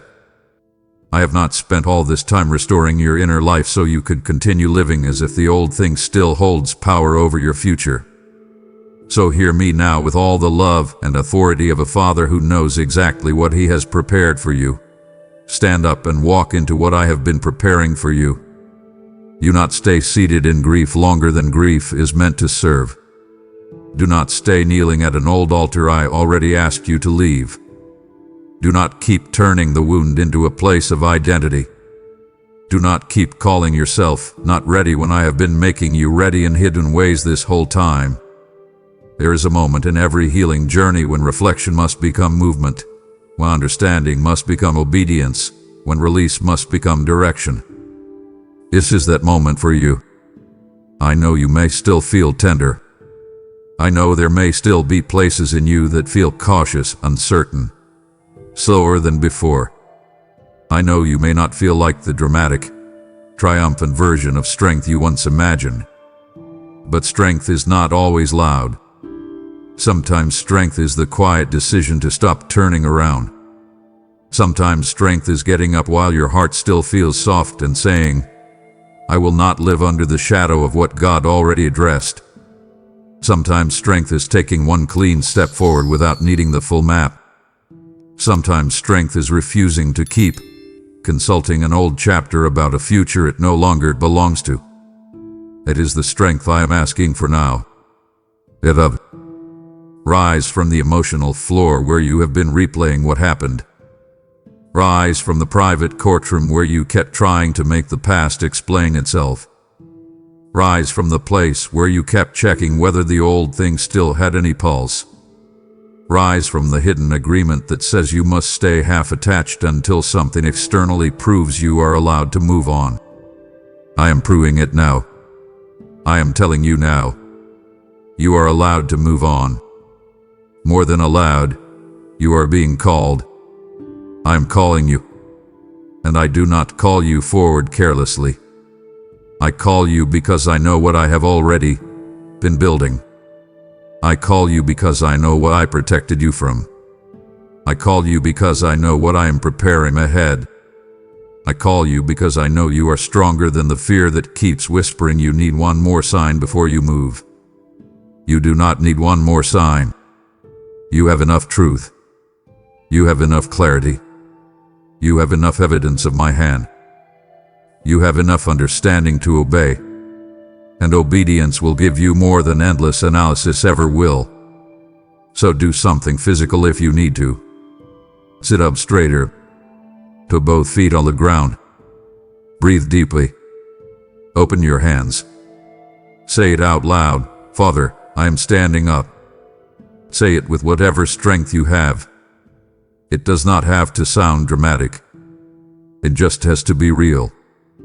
Then say, I will not keep living in what you already delivered me from. That is not performance. That is agreement. That is the moment where healing stops being something you are only receiving and becomes something you begin to walk in. Because freedom is not only given, it is inhabited. Peace is not only offered, it is practiced. A new season is not only announced, it is entered. That is where I want you now. Enter it. Do not wait until every emotion feels perfectly aligned. Do not wait until the memory no longer stings at all. Do not wait until fear disappears completely. Move with me while still tender. Move with me while still learning. Move with me while still feeling. Because I am not asking you to be fully finished before you obey. I am asking you to trust me enough to take the next step while I continue the work in motion. That is how many of my greatest restorations happen, not before the walk, but during it. As you move, clarity deepens. As you obey, strength rises. As you stop feeding the old thing loses power. As you honor the new rhythm, your soul adjusts. As you keep choosing peace, peace becomes more familiar. As you walk forward, the old chapter becomes smaller behind you. That is how I designed this. So stop waiting for the perfect emotional weather. Stand up in the middle of the healing. Walk in the middle of the tenderness. Trust me in the middle of the unfinished. I am already there. And now, my beloved, let me speak to the deepest part of you, the part that still wonders what happens next if you truly let go, the part that still quietly asks, if I stop turning back, if I stop hoping for the old thing, if I stop asking for closure there, if I stop preparing for disaster, if I stop asking God to bless what He exposed, what then? Hear me clearly. Then you begin to live. Then you begin to breathe differently. Then you begin to notice that the room inside you has more space. Then you begin to hear my voice without so much static. Then you begin to recognize peace without distrusting it. Then you begin to experience joy that is not built on panic. Then you begin to walk into the new thing without punishing it for what the old thing did. Then you begin to discover that your life was never meant to revolve around the wound, the warning, the waiting, or the what could have been. It was always meant to revolve around me. That is the great recovery I have been bringing you toward. Not just the recovery of emotion, but the recovery of center. I am bringing your heart back to its true center. Back to trust. Back to truth. Back to groundedness. Back to peace that does not need drama to feel real. Back to love that does not require self-betrayal. Back to hope that is anchored in me, not in outcomes that once felt symbolic. Back to a life where you are no longer spiritually and emotionally orbiting what I already remove. This is holy, my child. Do not treat it casually. This is not just moving on. This is resurrection in the hidden places. This is restoration at the level of identity. This is me taking the very thing that once threatened to distort your inner life and turning it into a doorway where you learn my voice more clearly, trust my warnings more quickly, honor my peace more deeply, and receive my future more cleanly. That is why I told you this would happen. Not just the exposure, not just the collapse of illusion, not just the warning being proven right. I also told you this would happen in the deeper sense, that if you stayed with me, if you listened, if you let me correct you, if you let me strip away the false names and the secret hopes and the old altars and the disaster scripts and the backward searches and the spiritualized bargaining, there would come a day when you would stand in front of me changed. Wiser, softer in the right ways, stronger in the right ways, less available for confusion, more available for peace, less impressed by intensity, more able to recognize what is clean, less afraid of silence, more able to trust my restraint, less controlled by old patterns, more ready for what is truly yours. A day is not somewhere far away. It is beginning now. It begins the moment you stop delaying what I have already made clear. So I am asking you, and I am commanding you in love, stop mourning the version of life that had to die so the real one could begin. Stop carrying the old script like it is still your assignment. Stop letting yesterday narrate tomorrow. Stop bowing to the memory of what hurt you as if it still has authority over what I am preparing. Lift your head. Wash your face. Open the curtains. Step into the light. Pray differently. Walk differently. Guard your peace fiercely. Protect what I am rebuilding. Honor what I have taught you. Welcome what is clean. Refuse what costs you clarity. Let the past become testimony, not tether. Let the warning become wisdom, not wood. Let the silence become reverence, not fear. Let the exposure become freedom, not fixation. Let the healing become movement. And when the enemy tries to whisper that you are still the same, answer him quickly, I am not who I was when this began. My Father hath been rebuilding me in secret. Then keep walking. Keep obeying. Keep trusting. Keep letting me surprise you with how good peace can feel when you stop resisting it. Keep letting me show you how beautiful steady things can be when you stop craving intensity. Keep letting me prove that what I remove for a reason, and what I prepare with wisdom. I have not brought you here to abandon you in the doorway. I am walking with you into the next chapter. So take my hand. Stop looking back. Stand up now, and walk into what I have been preparing for you. My child, now that you have stood up and chosen to walk forward, I am calling you into action that carries eternal weight. What you have received was never meant to end with you. It is meant to move through you like a river that never runs dry. Did I not say freely you have received, freely give? This is your moment to partner with me in spreading light, in fueling truth, in reaching hearts that are still waiting for the very breakthrough you just stepped into. When you give through Super Thanks membership, with a PayPal link in the description, you are helping this message travel farther than your own voice could ever reach.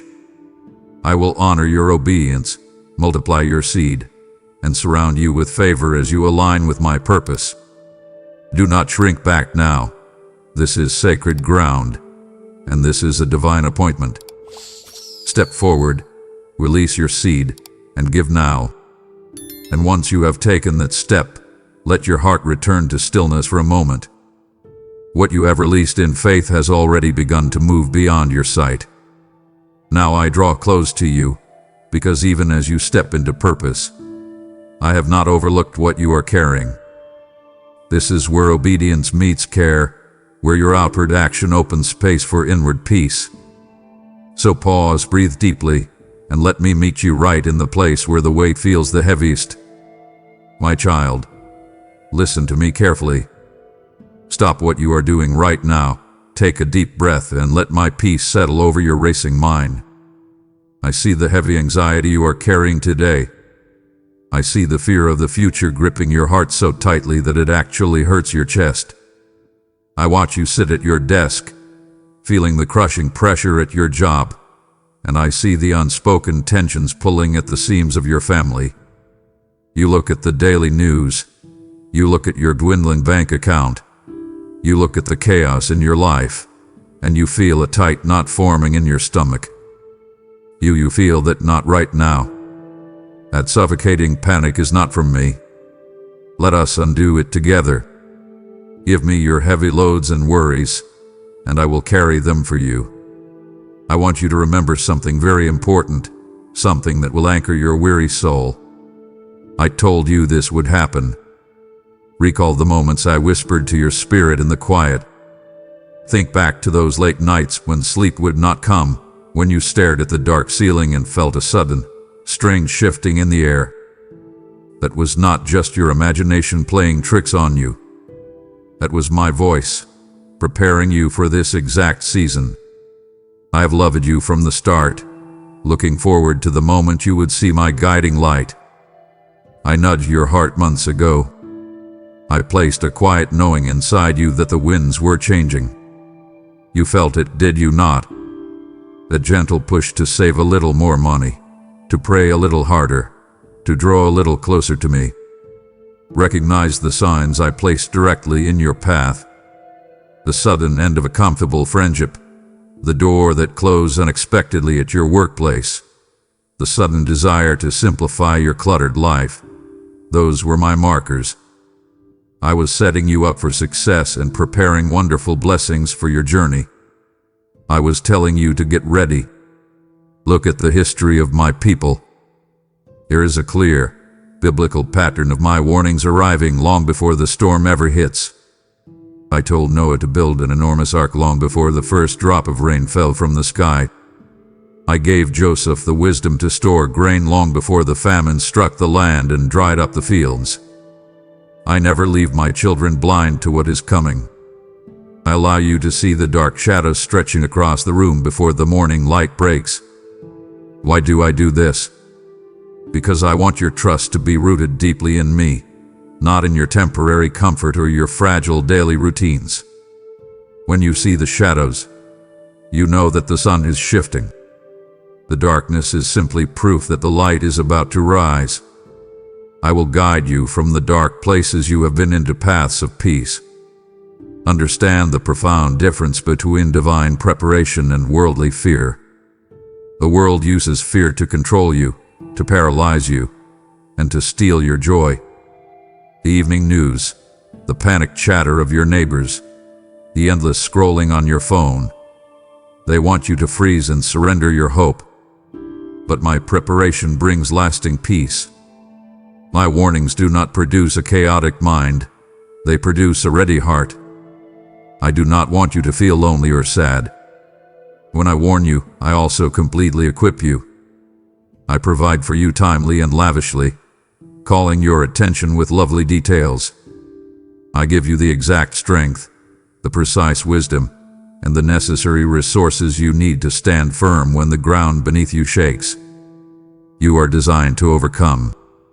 Do not surrender to the narrative of defeat. Find deep, unshakable comfort in knowing that nothing surprises me. I am the creator of the universe. I am not pacing the floors of heaven wondering how to fix the global economy or how to heal your broken relationships. I am firmly seated on my throne. I have seen your growth and all that you have had to endure. When your world feels totally out of control, remember that I am in absolute control. This season you are walking through is not an accident or a mistake. I have a plan, which is why I urge you to give me prominence in your life. Breathe in my presence right now. Feel my love wrapping around you like a thick, warm blanket on a freezing winter night. I told you these chaotic days would come, not to scare you, but so that when they arrived, you would look up and say, "My Father knew, and my Father has me." You are incredibly blessed and have full access to my strength. Trust me completely today and take the next step with boldness. My child, look at your hands right now and notice how they hold on to tension, how your fingers curl inward when you think about tomorrow. You are carrying a weight that I never asked you to carry. I see the human tendency inside you to forget my supreme power the moment a new problem arrives. You look at the rise in prices at the grocery store. You hear the hushed, worried conversations at your workplace, and your heart begins to race. You feel the heavy weight of seeing the things I warned you about turning into hard reality. It is a frightening thing to watch the world shake, and it is completely normal to feel that deep, sudden drop in your stomach. I understand you more than you understand yourself. You try to hide your pain, aiming to look strong, yet I see your true self, your spirit, your heart. Stop looking over your shoulder. I see you beating yourself up with guilt, playing a continuous loop in your head that says, "I should have listened sooner. I should have saved more. I should have prepared better." I want to break that cycle of guilt right now. I do not want you to keep thinking about the past. It only brings the hurt back and makes you feel worse. What is important is that you are alive right now, and there is a lot of good stuff coming your way.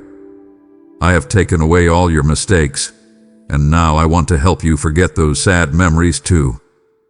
Release the heavy burden of regret. Let it fall to the floor.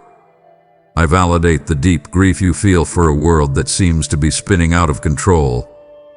It hurts to see anger in the streets, sickness in your community, and division in your own family. Your tears are valid, and I catch every single one of them. Listen to me closely. The trembling you feel in your chest is not a signal to run away and hide. Your trembling is a clear, urgent call to prayer. When the anxiety rises, when the pressure of your unpaid bills or your strained marriage feels like too much, use that exact moment to turn your face toward me. Reach out to me, pray, and you will notice how blessed your day becomes, filled with my gentle love keeping you at peace. I want you to move from a spirit of panic to a spirit of absolute power. I have placed my spirit within you to guide you to truth, to fill you with power, love, and self-control. You possess a strength greater than you realize, and you are designed to overcome. So do not surrender to fear.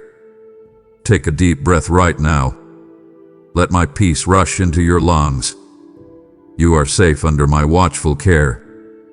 Pause and listen to the truth about the fire you are walking through.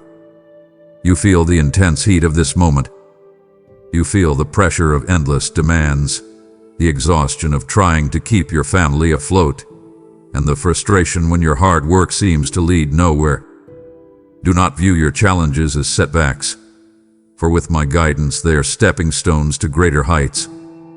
I am using the heat of this very moment to refine the pure gold that is hidden within you. Even if the ordeal feels as fierce as a blazing inferno, trust in me, you will not be scorched. Instead, you will emerge refined like gold. I am working carefully, removing the things that weigh you down. Every experience, however painful, serves a role in my divine plan for you. Through these adversities, I am molding your character and shaping your spirit to reflect my light and love to the world.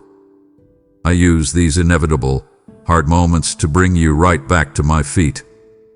When life was easy, when the bank account was full and everyone was healthy, you slowly drifted away.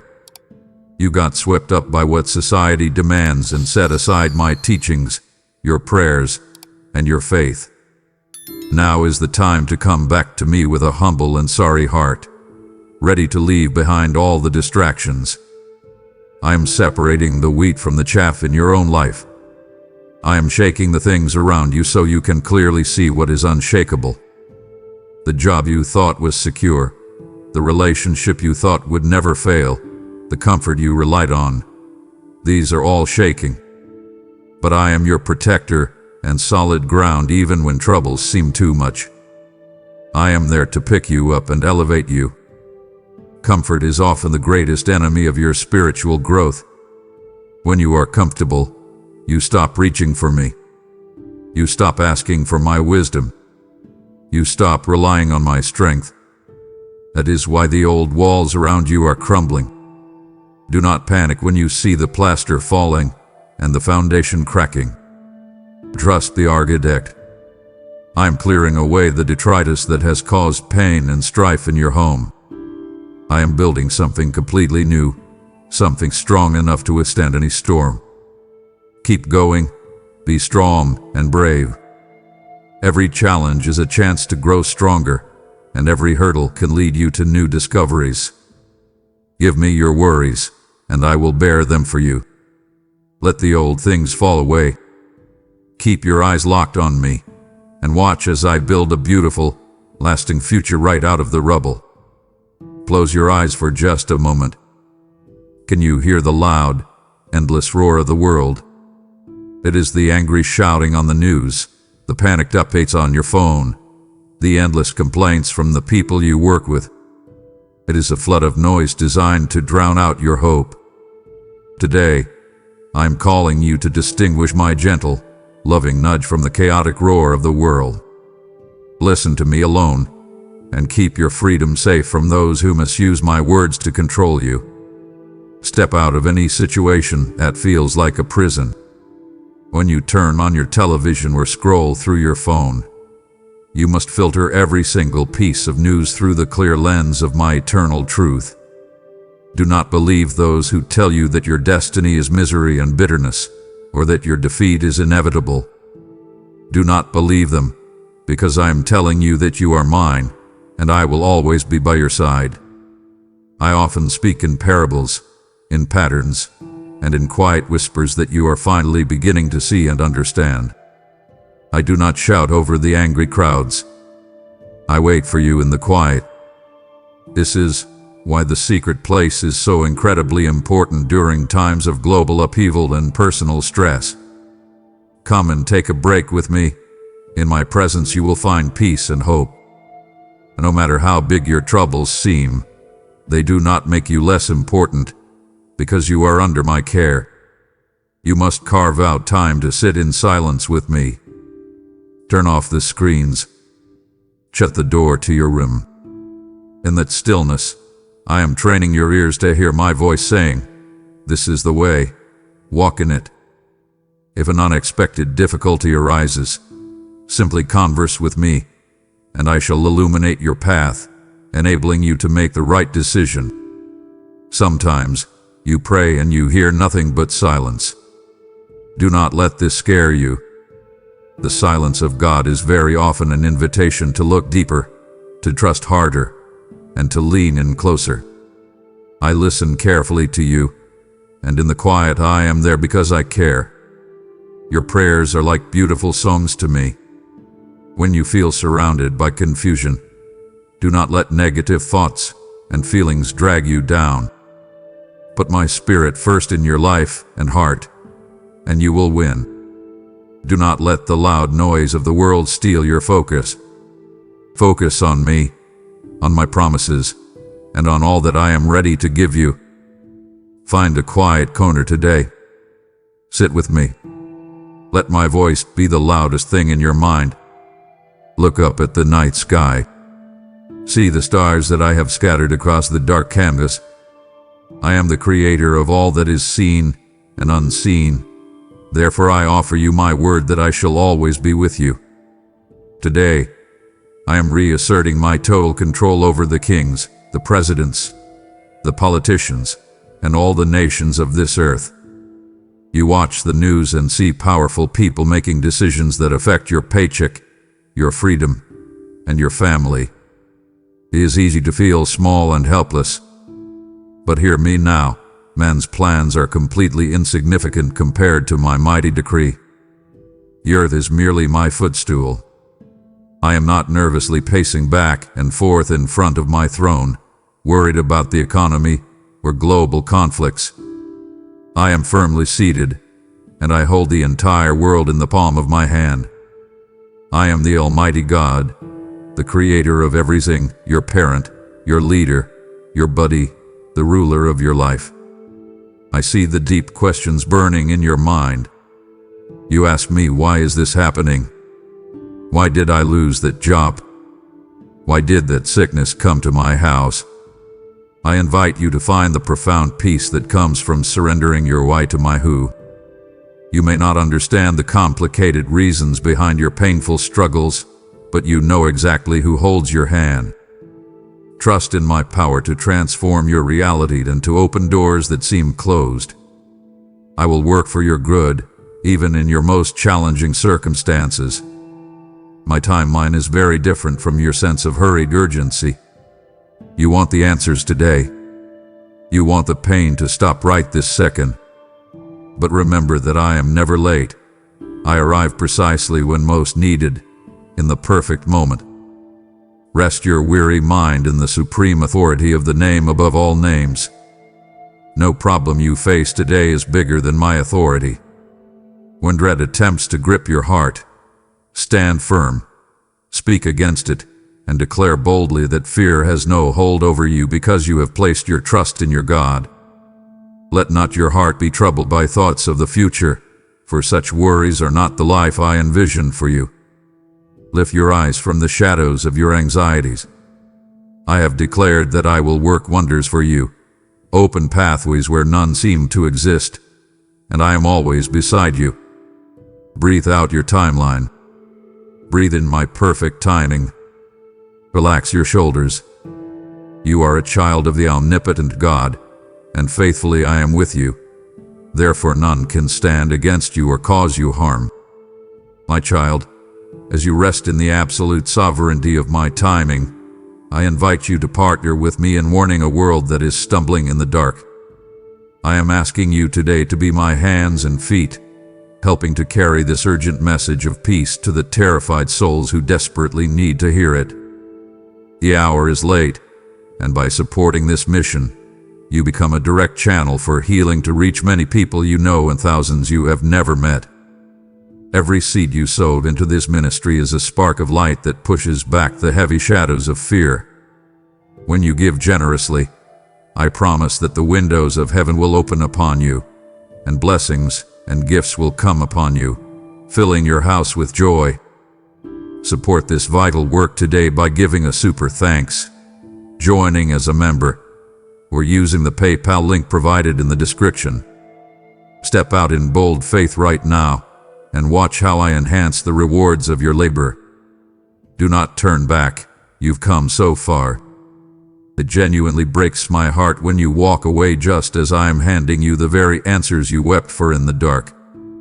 If you stop listening now, you leave your greatest blessings unclaimed on the table. Do not let your past efforts, tears, and battles go to waste. Stay with me. Lean in closer.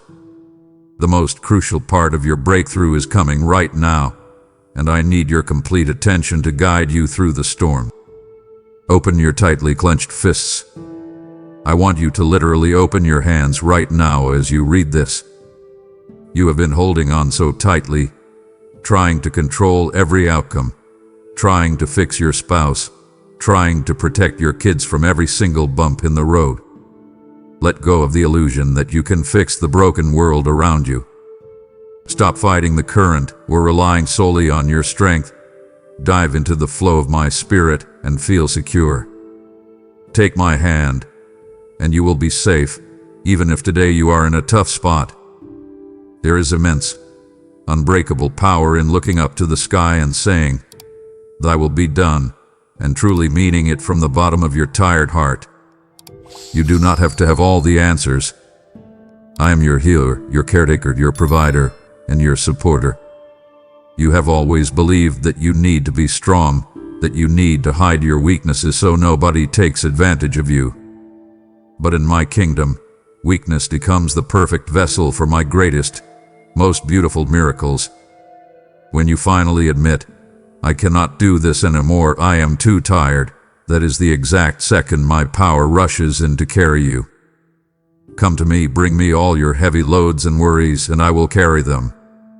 My power can change every pain into strength, every sadness into hope. I want you to trade your heavy, exhausting yoke for my light and easy burden. I will take off the heavy loads you are carrying. I do not want you to feel lonely or sad. It requires true spiritual bravery to stop fighting against my plan and simply let me lead. The enemy of your soul hates a surrendered heart. When you are striving and stressing, you are an easy target for his lies. But when you surrender completely to me, the enemy has nothing to grab onto. He cannot touch you. Nothing and no one shall ever snatch you from my hand. I am ever vigilant in your protection. Your past sins and errors have no place in your new life, for I have forgiven you. My blood has purified you, broken your chains, and set you free from all evil. A surrendered heart is a protected heart. So today, give me your control. Give me your endless to-do list. Give me your fears about your children's future. Trust in me.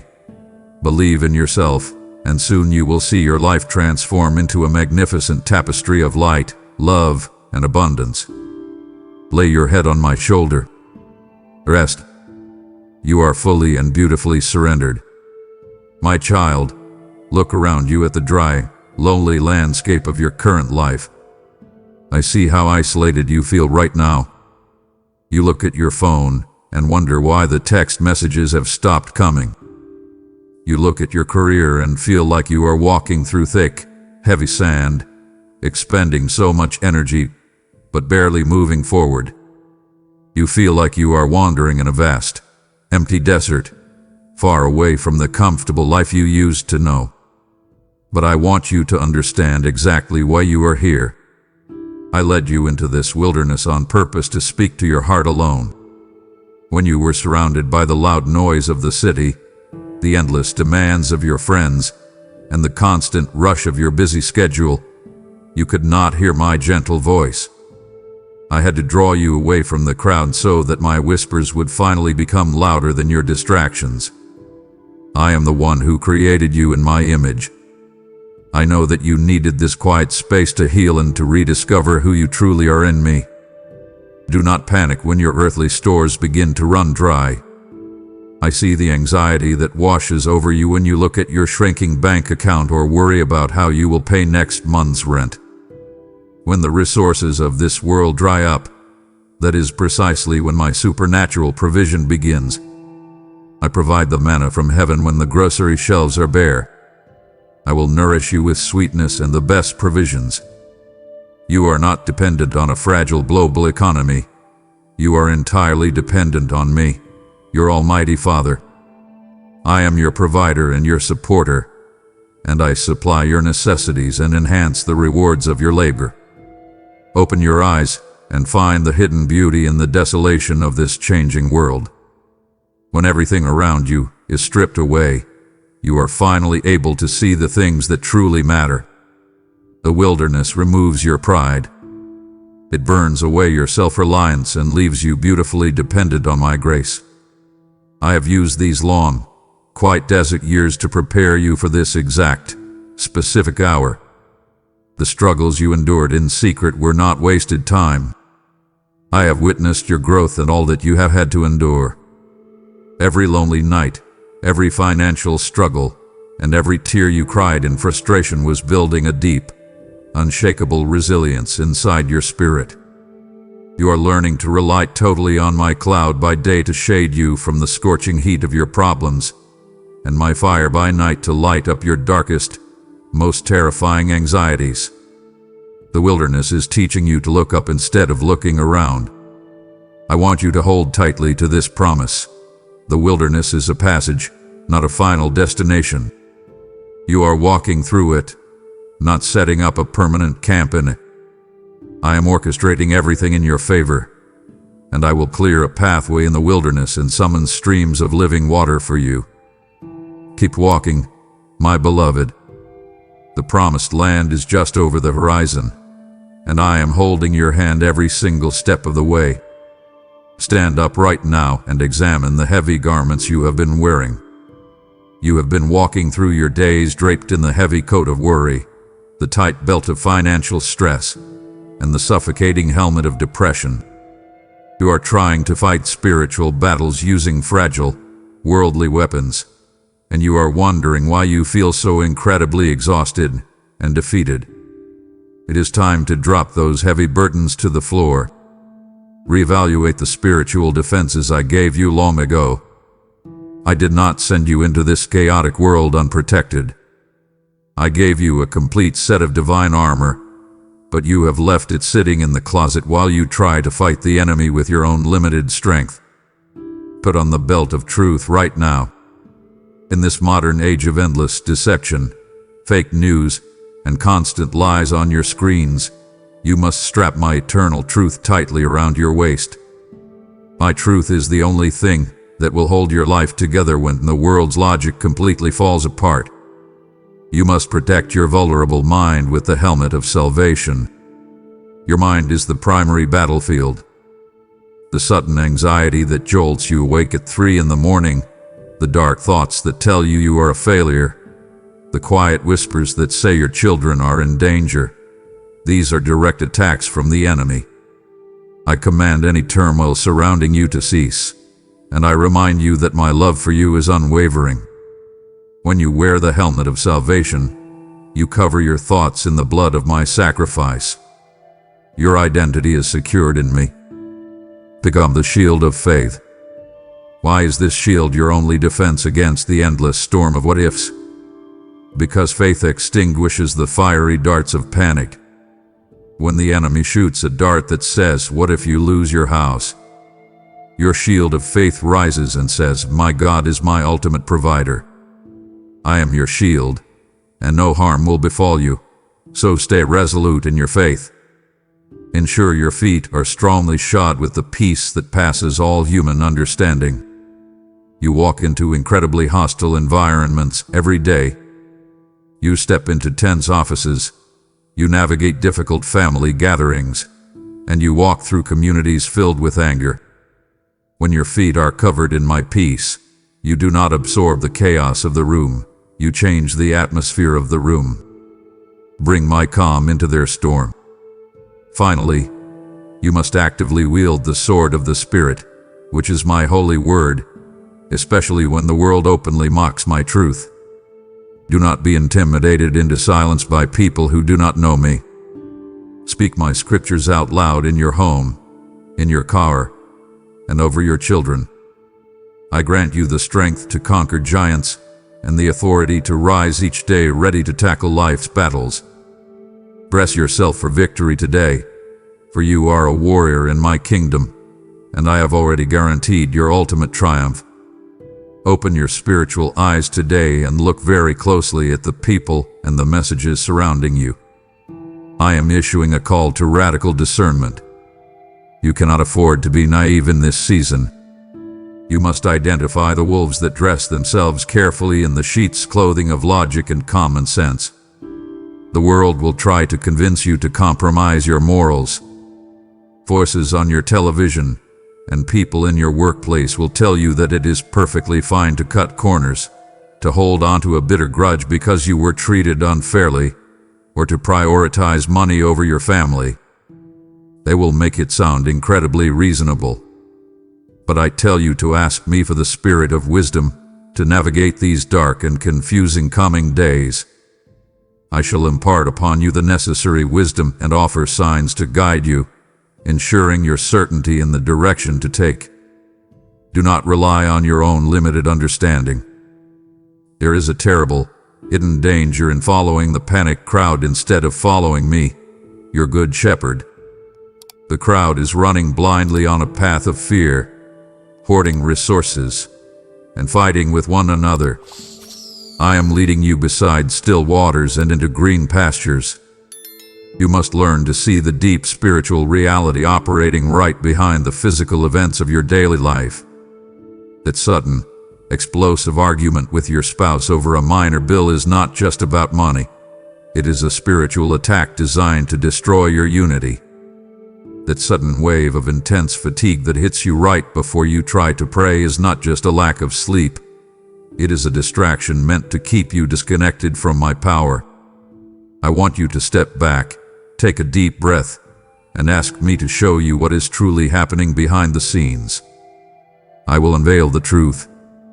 You must understand that what the world calls common sense is very often a loud distraction from my quiet, divine instructions. Common sense would have told Noah to stop building a massive boat on dry land. Common sense would have told David to run away from a giant instead of picking up 5 smooth stones.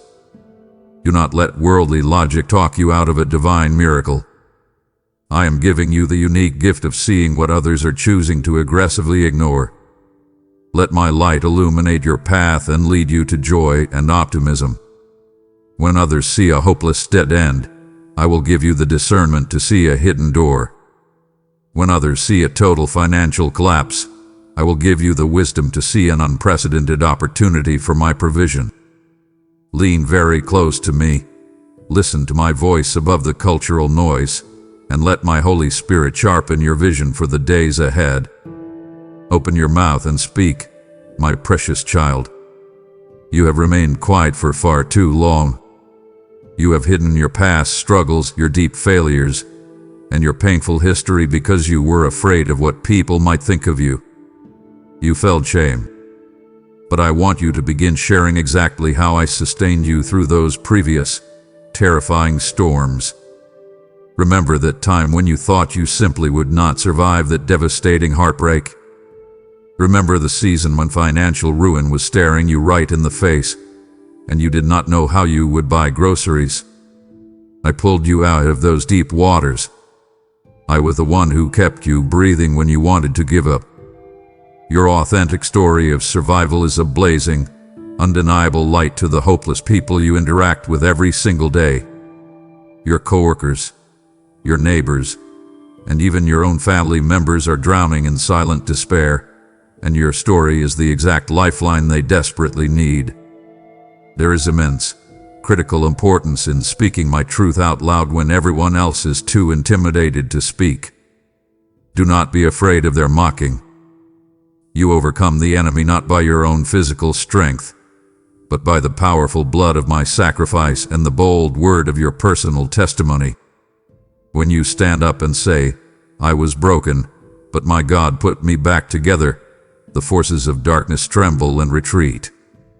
I want you to actively use your history with me to anchor your future. When a new problem arises tomorrow, look back at your history. Look at the undeniable track record of my faithfulness in your life. Because I did not abandon you then, I will certainly not abandon you now.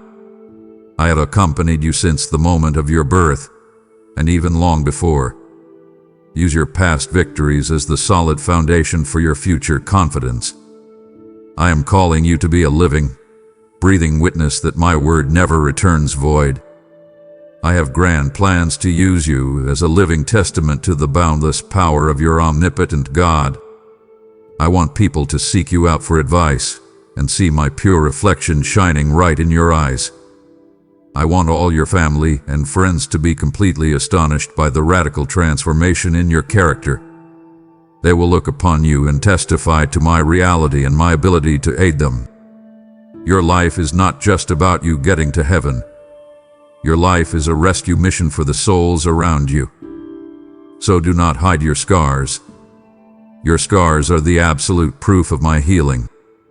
Speak up with courage today. Tell someone what I have done for you, and watch how the simple truth of your testimony sets a captive heart completely free.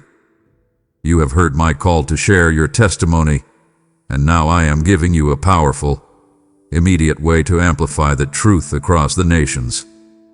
I am moving powerfully in the earth, and I invite you to join me in this harvest by supporting the spread of my living word. Share this message with others. Help me spread these words so more souls might be saved from the suffocating grip of panic. Just as a single drop of oil can keep a lamp burning through the darkest night, your financial support keeps the fire of my truth blazing for those who are lost. I declare over you that if you give from a willing heart, you will be like a tree planted by streams of water, yielding fruit in due season. Your family will be blessed, and your efforts will bear fruit, for I, your Almighty God, am always with you. Fuel this global awakening today by offering a super thanks, stepping up as a member, or donating via the PayPal link in the description. Do not hesitate. Sow your precious seed into this fertile ground right now. Are you still with me? Please, my child, do not waver in your faith or your attention right now. It deeply grieves my spirit to watch you return to the loud, chaotic noise of the world when I am speaking the exact words of your survival. I ask only that you believe in me and keep your faith strong, for I shall completely transform your life. If you close your ears now, you are walking away from your own rescue. Do not halt this journey home. Keep listening, because the next truth I reveal is the anchor your soul has been begging for. Guard the gates of your heart today with absolute ferocity.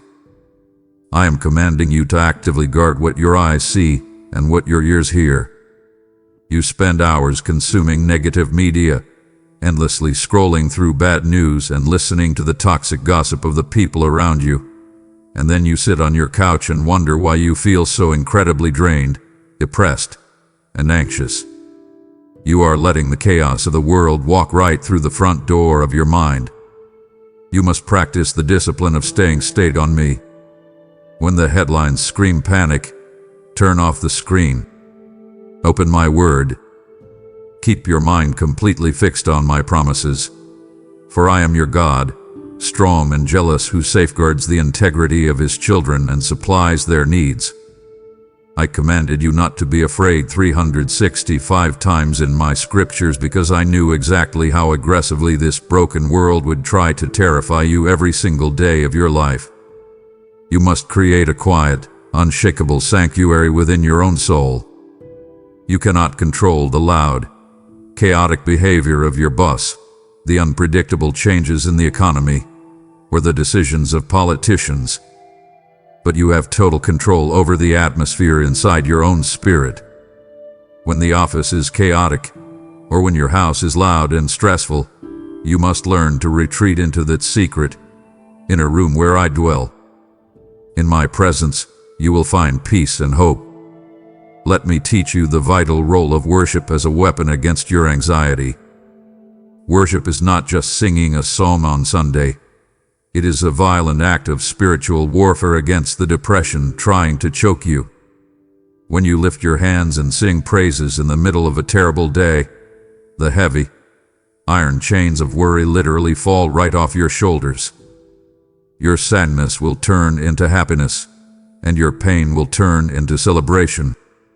Reject the spirit of fear that the world tries to force upon you from the moment you wake up.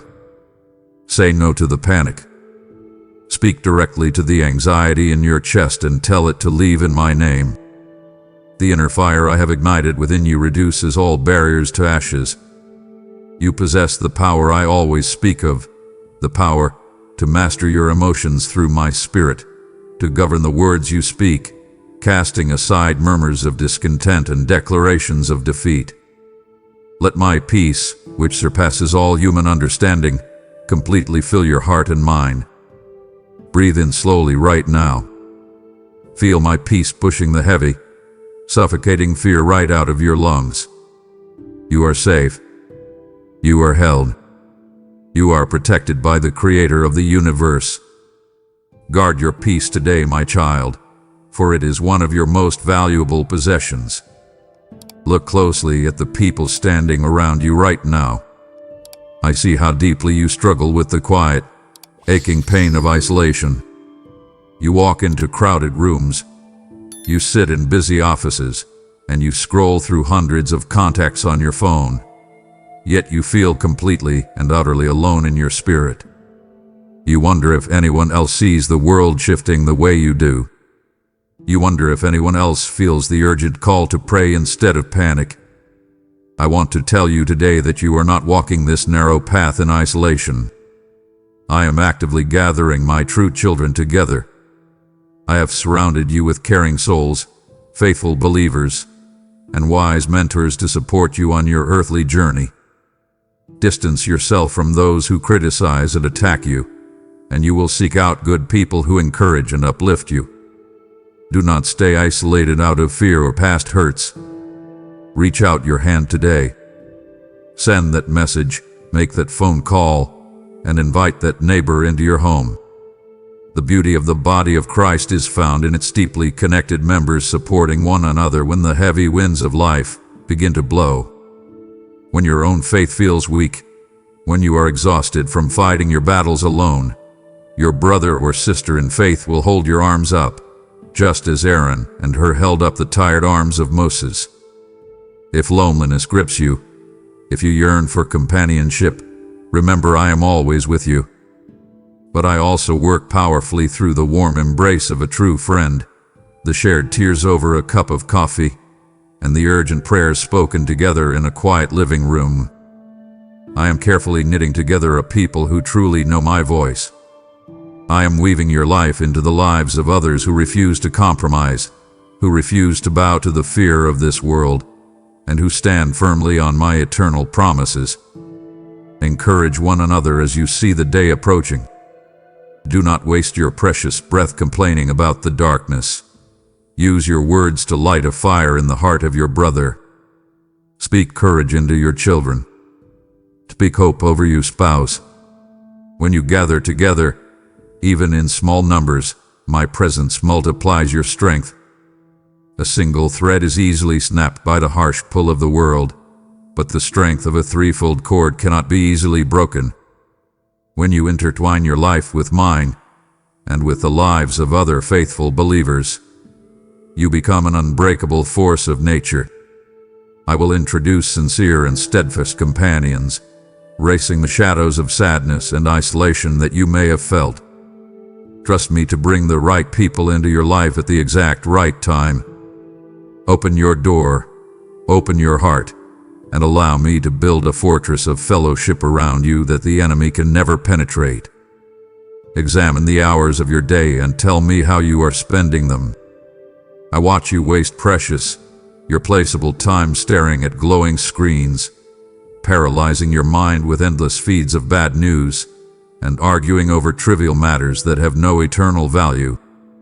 I am calling you to a profound stewardship of the current moment. Don't waste time on trivial matters. Focus on me, on my promises, and all that I am ready to give you. What do I expect you to do with the time that remains? I expect you to wake up with purpose. I expect you to stop hiding your talents in the cold dirt of fear and start actively investing them into the broken lives around you. The world is stumbling in the dark, desperate for answers, and you are holding the only light that matters. Be the salt that preserves the goodness in your community, and be the bright light that guides the lost safely back to my arms.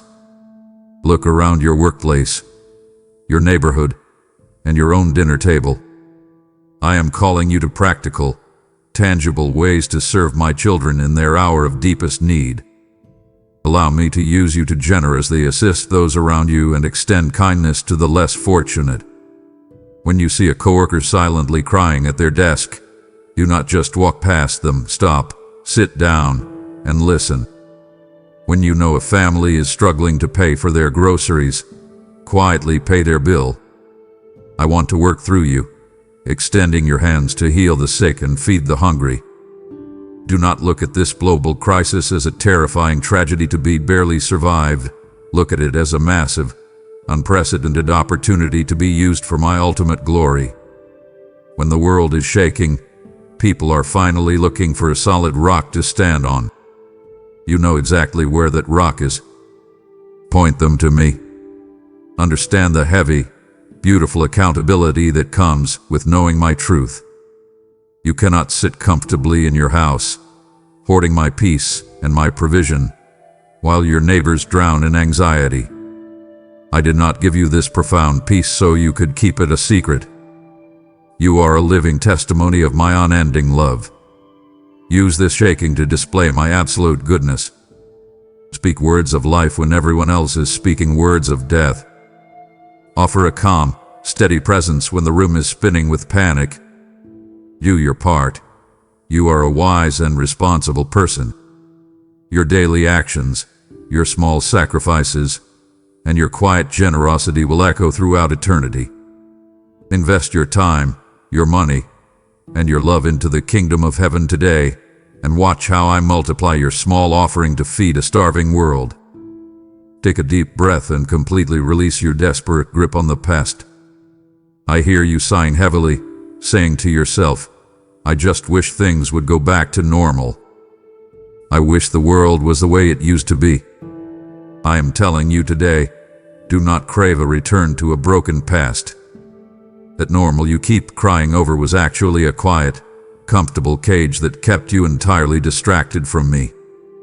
Do not dwell on the past that I have forgotten. Live in the present without fear.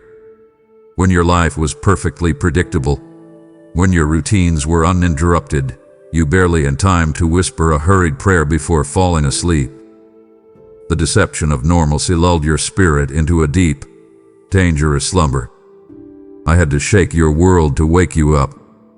I had to disrupt your comfortable routine so you would finally look up and realize how desperately you need my daily presence in your life.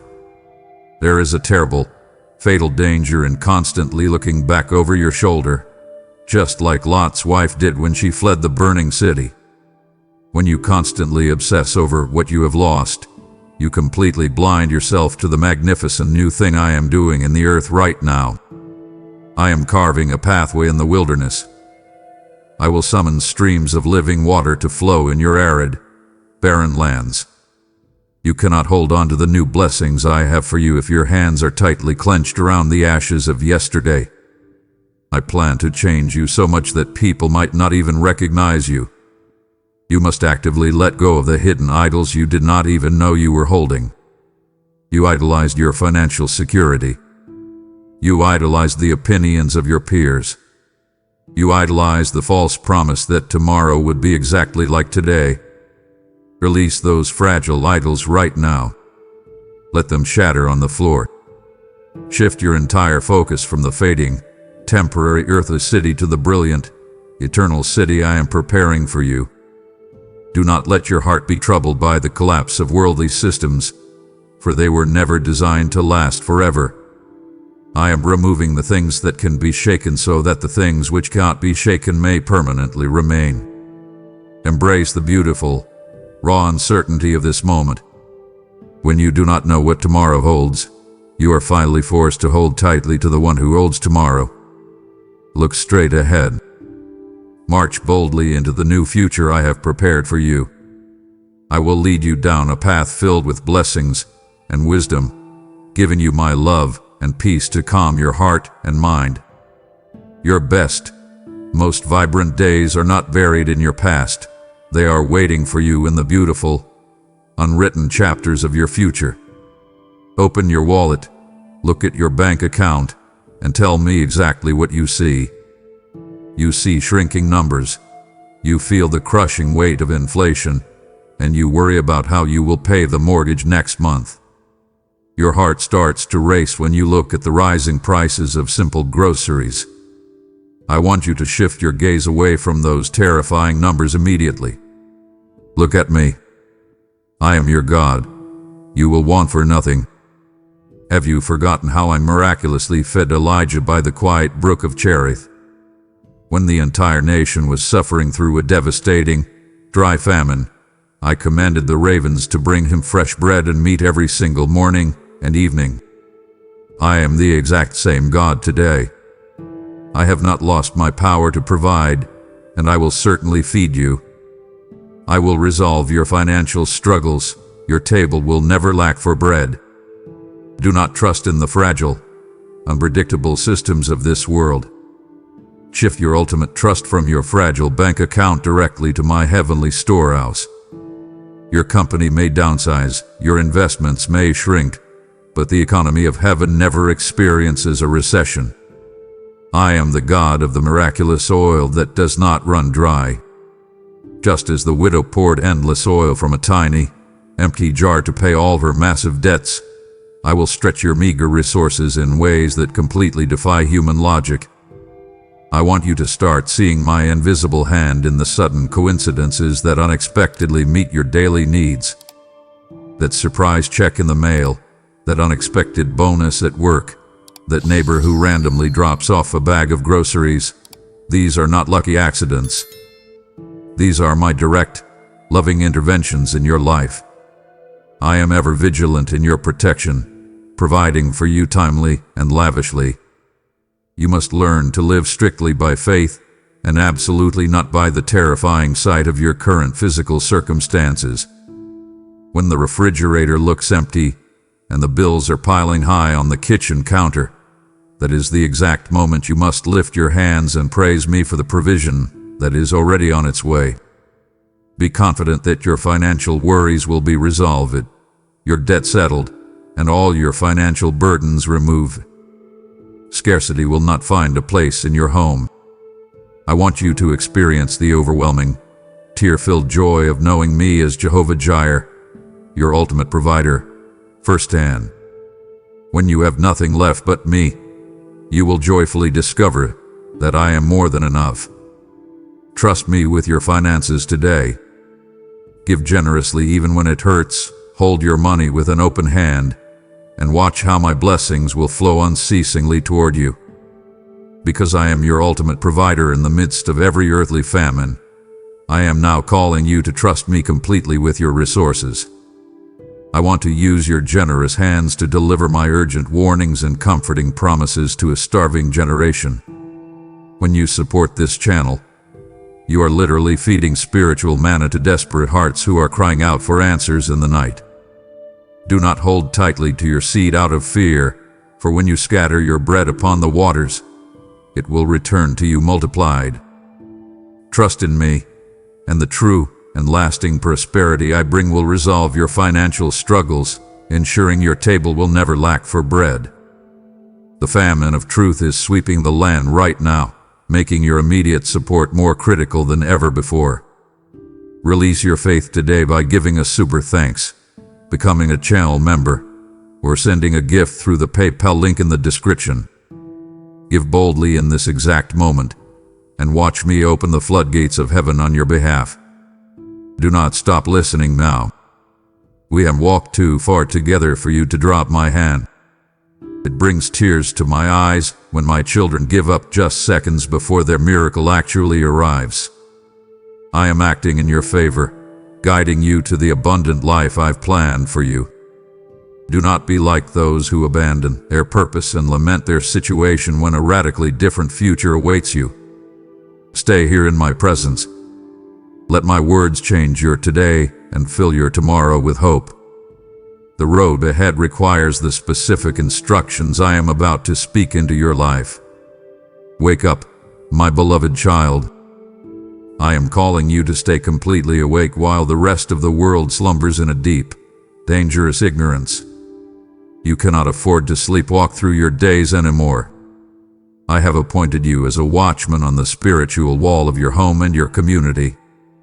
It is your solemn responsibility to keep your eyes wide open, to watch the horizon, and to intercede fiercely for those who do not yet see the dark storms that are coming. Come each morning to listen to my word and to pray. Your family members who are distracted by worldly success, your friends who mock your faith, your coworkers who are running blindly toward destruction. They desperately need you to stand in the gap and fight for their souls in the quiet hours of the night. Do not be lazy in your prayers. Pray, and you will notice how blessed your day becomes. Understand the massive, undeniable power that your prayers hold. Your quiet, whispered prayers in the living room can completely shift the heavy atmosphere of your entire home. When you walk through your house and pray over the beds of your sleeping children, you are actively driving back the shadows of fear, depression, and anxiety that try to attack them in the dark. Your prayers are like beautiful songs to me. You must aggressively practice the strict discipline of the prayer closet, especially when your life feels overwhelmingly busy and chaotic. When the demands of your job are screaming at you, when the phone will not stop ringing, that is the exact moment you must pull away, shut the door, and fall to your knees. Your spiritual survival depends entirely on your daily, intimate connection with my spirit. I will guide you to solutions and show you the answers you are looking for. Do not just pray passive, weak prayers hoping that things magically get better. I want you to start praying my absolute will directly back to me to see it instantly manifest in your life. Open my scriptures, find my ironclad promises, and declare them boldly out loud. Say to the darkness, my God promised to supply all my needs according to his riches in glory, so I command this financial lack to leave my home. Claim your victory. Stand firm at your door in my holy name and overcome them. Do not let them enter. Be vigilant, be fierce, and be relentlessly persistent. The enemy is terrified of a believer who knows exactly how to wield the weapon of prayer. Stand up on your wall today, my child. Open your mouth, lift your voice, and watch how the mountains begin to move the moment you start to truly pray. Come closely to me right now and let me look at the deep, hidden wounds you have been carrying for so many years. I see the heavy, unspoken disappointment that sits like a cold stone in the bottom of your chest. You remember the prayers you cried out into the dark, the desperate pleas for a specific door to open, for a broken relationship to be fixed, or for a sickness to be taken away. When the answer you desperately wanted did not come, a quiet, bitter seed of doubt was planted in your soul. You felt rejected. I understand you felt lost and alone many times, as if you've lost your way. You looked at the painful outcome and mistakenly thought that I did not care about your tears. Hand over your fears and anxieties to me. I am asking you today to bring me those unanswered prayers. Let me gently wash away the toxic bitterness of your unmet expectations. You must understand that my no to your desperate prayer was actually a powerful, protective shield wrapped around your life. You could only see the immediate pain of the closed door, but I could clearly see the terrible destruction waiting for you on the other side. My ways surpass your understanding, and my thoughts transcend your own. I told you no because I love you completely and forever, no matter how much you stray or stumble. I told you to wait because your character was not yet strong enough to carry the massive blessing you were demanding. Do not harbor harmful sentiments within you. I will aid you in letting go, for I understand the difficulty of this task. Release your tight grip on the timeline you created for your life. When you hold on to the anger of disappointment, you poison your own spirit and block the incredible new things I am trying to pour into your open hands. Let go of all hatred and desire for revenge. Bring your shattered dreams and your broken heart directly to my feet today. I will carry them, for my power can change every pain into strength, every sadness into hope. Do not run away from me when you are hurting. Run immediately into my open arms. I am mending the wounds in your heart. You think that because you have failed, or because the situation did not turn out the way you planned, that your story is completely over. I tell you the absolute truth. Your story is far from over. I will heal your pain and make the hurtful past fade away. I am the God of the second chance, the third chance, and the 1,000th chance. I am giving you the extraordinary grace to start completely over when everything around you feels totally lost. Feel the restorative, healing power of my love rushing over your tired mind right now. Breathe out your painful disappointment. Breathe in my perfect, loving plan. Your future is incredibly bright, and the best days of your life are still waiting for you just ahead.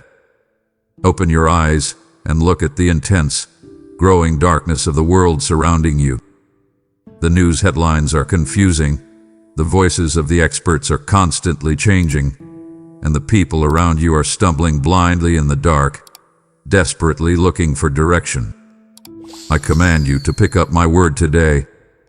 Stop looking for your ultimate truth on a glowing screen or in the opinions of panicked people. My word is a steady, brilliant lamp that never, ever flickers.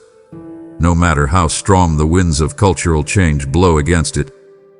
Immerse yourself in the scriptures and keep your heart fervent in faith. When you open the Bible, you are not just reading old, dusty history. You are reading a living, breathing roadmap specifically designed for your life right now. Heaven and earth may fade, but my words will never disappear. My promises are completely steadfast. Do not try to navigate the massive decisions of your life without my light. When you are sitting at your kitchen table, staring at a stack of bills and wondering how you will survive the month, open my word. The Holy Spirit will personally illuminate the exact pages you need to see, right in the very second you need to see them. Build your entire house, your family, your finances, and your mental health directly on the solid rock of my eternal decrees. The foolish man builds his house on the shifting sand of popular opinion, and when the global storms hit, his entire life completely collapses. But you are wise. You will build your foundation on the things I have spoken. I will direct your steps, delighting in every detail of your life. For even if you stumble, you will not fall, for I will uphold your hand. Declare my promises out loud over your home today. My promises to you are always yes and amen, absolutely regardless of what the terrifying evening news says. When the world says there is an incurable sickness spreading, my word declares that by my stripes you are completely healed. When the economy loudly declares a lack of jobs and money, my word quietly promises that I will supply every single one of your needs. My word is so powerful that if you were to command mountains to move in my name, they would obey. Let my light illuminate your path and lead you to joy and optimism. I have given you a flawless roadmap for the future hidden perfectly within the long history of my faithfulness. Look at how I rescued David from the giant. Look at how I parted the deep, red waters for Moses. I am the exact same God, and I am shining my unfailing light directly on your path today. Walk forward with absolute confidence, my child. You will not stumble in the dark. Stand up tall and face the blazing fire that is directly in front of you. I know exactly how intensely hot the flames feel right now. You are walking through a terrible season of severe testing, and the heat of the pressure is almost unbearable. You feel the heavy, oppressive heat of financial ruin, the scorching pain of public shame, or the relentless, exhausting fire of a serious illness. The enemy wants you to panic, to lay down in the middle of the flames, and to completely give up. But I am commanding you to keep walking. Do not stop. You are never alone in this struggle. I am right beside you, defending and empowering you with my limitless strength. I am the fourth man in your fiery furnace.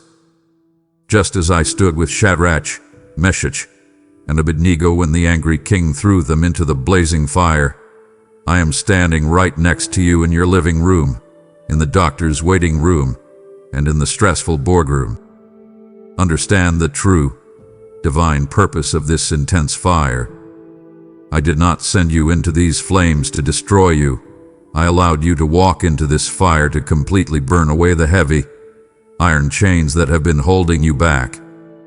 Your chains are shattered. No force can bind you. You are liberated. The things you relied on instead of me, your pride, your toxic relationships, your hidden addictions, those are the only things that will burn to ashes today. Even if the ordeal feels as fierce as a blazing inferno, trust in me, you will not be scorched. Instead, you will emerge refined like gold. You are experiencing my deep, comforting presence more intensely right now in the middle of this heat than you ever did when your life was perfectly comfortable and cool. I am ever by your side, ready to lift you from the turmoil. Look closely at what happens when you finally step out of this trial. You will emerge from this devastating fire without even the faint smell of smoke on your clothes. The world will look at you in absolute astonishment. They will wonder how you survived the divorce, how you kept your joy during the bankruptcy, and how you smiled through the painful treatments. Your incredible endurance will powerfully inspire everyone who is watching your life from the outside. You will gain a massive, undeniable spiritual authority that can only be earned by walking straight through the fire and coming out victorious. Refuse to let adversity steal your peace or snatch away the blessings I've bestowed upon you. Hold your head up incredibly high today, my child. Let the fire burn away the old, dead things in your life. Step forward with total bravery, because the flames cannot consume the glorious destiny I have placed inside your spirit. Stop running, my beloved child.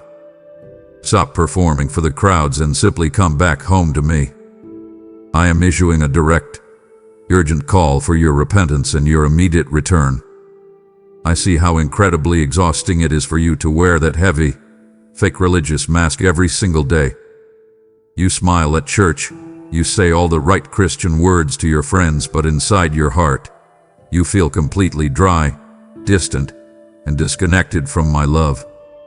Now's the time to come back to me with a humble and sorry heart, ready to leave behind all the distractions and worries that keep you away from me. I'm asking you to strip away the exhausting religious facades and step into a real, raw, intimate relationship with me. I do not want your perfect, polished prayers. I want your honest, broken tears. I want your true devotion and faith. I am using these massive, terrifying global events to call my wandering children back to their knees. When your comfortable routines are violently shaken, you finally realize what truly matters. You not flee from me in guilt.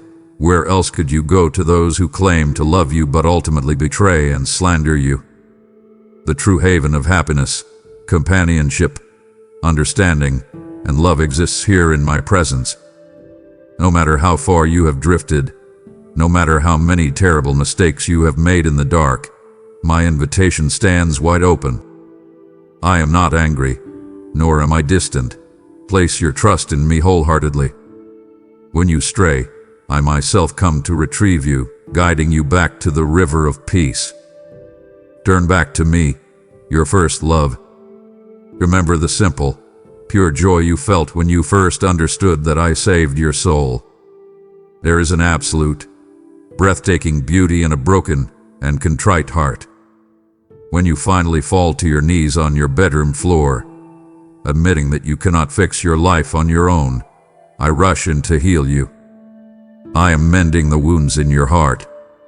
Let go of the heavy, toxic guilt that the enemy constantly whispers in your ear. I have removed your sins as far as the east is from the west. Start walking on the ancient paths today, where the good and perfect way lies. Turn off the television, put down the phone, and spend 10 quiet minutes with me right now.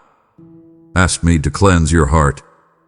Ask me to renew your tired, weary spirit. I am standing right here, waiting with my arms wide open. Welcome home, my child. Let us start fresh today, completely washed in my endless, unconditional grace. As you return to me with a completely surrendered heart, I am asking you to help pave the way for millions of others to find their way back home. I have chosen you not just to receive my comfort, but to actively partner with me in broadcasting this urgent, divine rescue mission. The time is incredibly short, and your financial support is the very vehicle that carries my voice to the broken, the addicted, and the terrified. Be the fertile soil where my kingdom can take root, sowing your earthly resources to reap a massive, eternal harvest of salvaged souls. As you bless this ministry, I will nourish you with sweetness and the best provisions. I will step in to protect your finances, ensuring that misfortune will not reach your home, for my presence surrounds you. Seal your commitment to this mission today by clicking the Super Thanks button, joining as a member, or giving through the PayPal link in the description. Act in faith today, and let us gather this massive harvest together. This is the final stretch, my beloved. Do not walk away from me now. It would completely break my heart if you endured the heat of the fire but walked away before I placed the crown of victory on your head. I am telling you just in time that you're close to reaching a spiritual level where everyday miracles happen. Do not ignore what I teach or look away from my words, because they're the key to a life full of joy and countless blessings. Stay with me until the very end. You're my final promises, for they are the keys that will permanently unlock your new life. Lift your chin, square your shoulders, and stand up with absolute boldness today. You are walking into a world that is completely hostile to my truth, and I am commanding you to stand like a solid rock of flint when the loud culture demands that you bow down. You feel the intense pressure at your job to laugh at inappropriate jokes. You feel the pressure on social media to agree with lies just so you will not be canceled or mocked by your peers. Do not exhaust yourself trying to persuade the naysayers who seek to undermine your spirit. I bestow upon you the freedom and vitality to embrace life with vigor, guidance, and joy. You must draw an unbreakable line in the sand today. The immense courage you need does not come from your own personality. It comes directly from knowing that the Creator of the universe is standing right behind you. Do not be afraid of what you will say when you are suddenly confronted or challenged about your deep faith. I will personally give you the exact, powerful words to speak in the very moment you need them. Stand firm. Arm yourself with the shield of faith and the sword of my word. Refuse, with every ounce of your being, to trade your eternal, glorious birthright for a cheap, temporary bowl of worldly safety and social acceptance. Let the crowd walk away from you if they must. Let the promotion go to someone else if it requires you to compromise your morals. I consider the integrity and watch over the righteous, for those who love peace will have a wonderful future.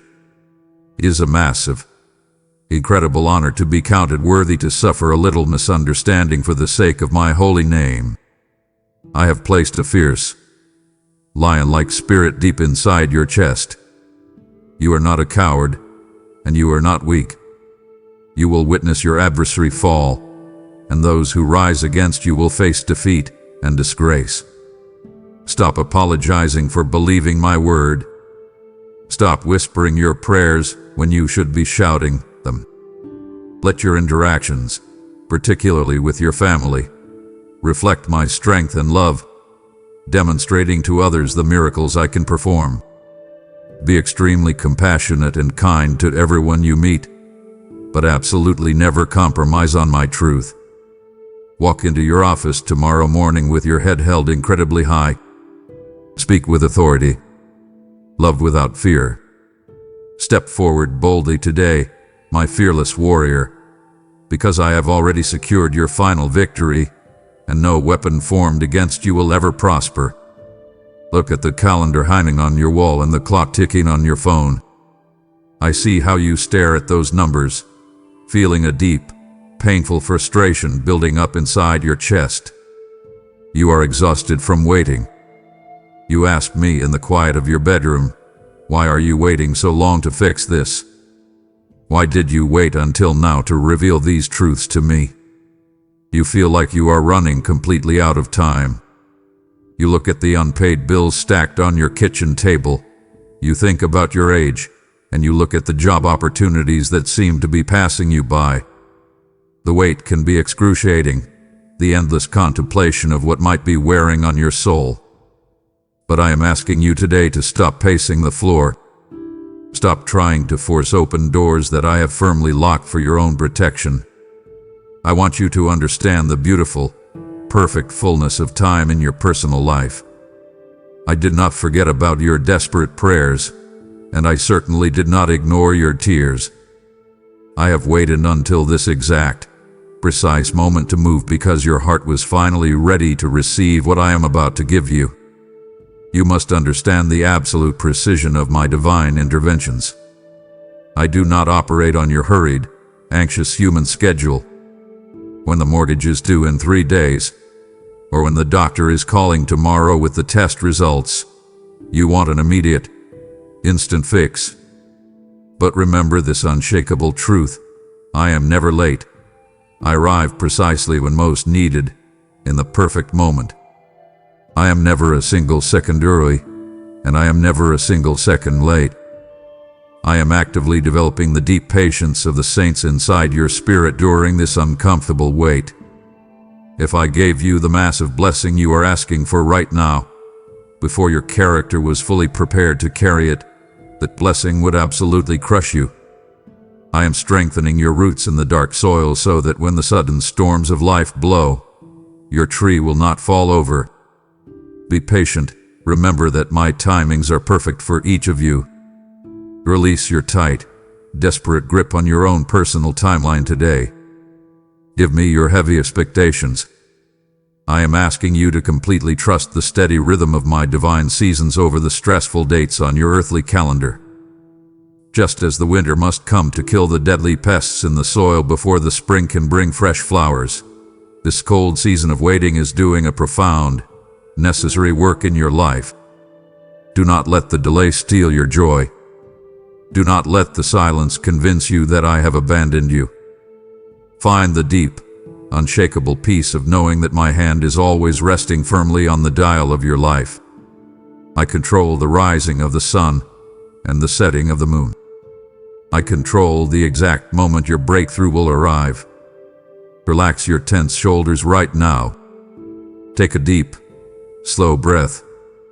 Your life, your dreams, your destiny, they are all cradled in the hands of your loving Father. Trust my perfect timing today and rest your weary mind. Lift your heavy head and look at the beautiful horizon I am painting just for you. You look at your current life and you mistakenly think this is only about simple survival. You think your only goal is to barely make it through the week, to just scrape by and pay the rent, and to avoid a complete breakdown. But I am telling you today that the plans I have for you go far, far beyond mere survival. My plans for you are filled with promise, not for despair or loneliness, but for boundless joy and the company of good souls. I am actively prospering your tired soul even when the physical landscape around you looks completely bleak and barren. When the economy is shaking, when your friends are walking away, and when the news is telling you to panic, I am quietly building an empire of peace inside your heart. Look forward where good things start growing and blessings happen. Stop measuring your true worth and your future security by the fragile things of this world. Your bank account can be drained in a single day. Your earthly possessions can break or be stolen. But the glorious inheritance I have kept for you in heaven is completely beyond the reach of human decay, theft, or economic collapse. You are a child of the King, and you are accumulating eternal treasures through your steadfast faith, your devotion, and your acceptance of me in your life. I want you to see the end from the beginning. When you look at the terrifying mess of the world right now, it looks like the enemy is winning. It looks like the darkness is swallowing the light. But I have already written the final chapter of this story, and I am telling you with absolute certainty, we win. The darkness has receded, and you can now walk in the assurance of light. Feel the deep, spiritual excitement of being alive for such a critical time as this. I did not place you in this specific generation by accident. You weren't made by accident or by some twist of luck. I carefully crafted you with love and intention. You were born to be a bright, shining beacon of hope in the middle of this exact global chaos. Remind your fearful heart today that your unique story does not end in failure, bankruptcy, or defeat. It ends in absolute, glorious victory. I will grant you the desires of your heart. Your family will find happiness again, and there will be peace and harmony at home. So do not bow your head in sorrow. Do not let the world convince you that your best days are trapped in your past.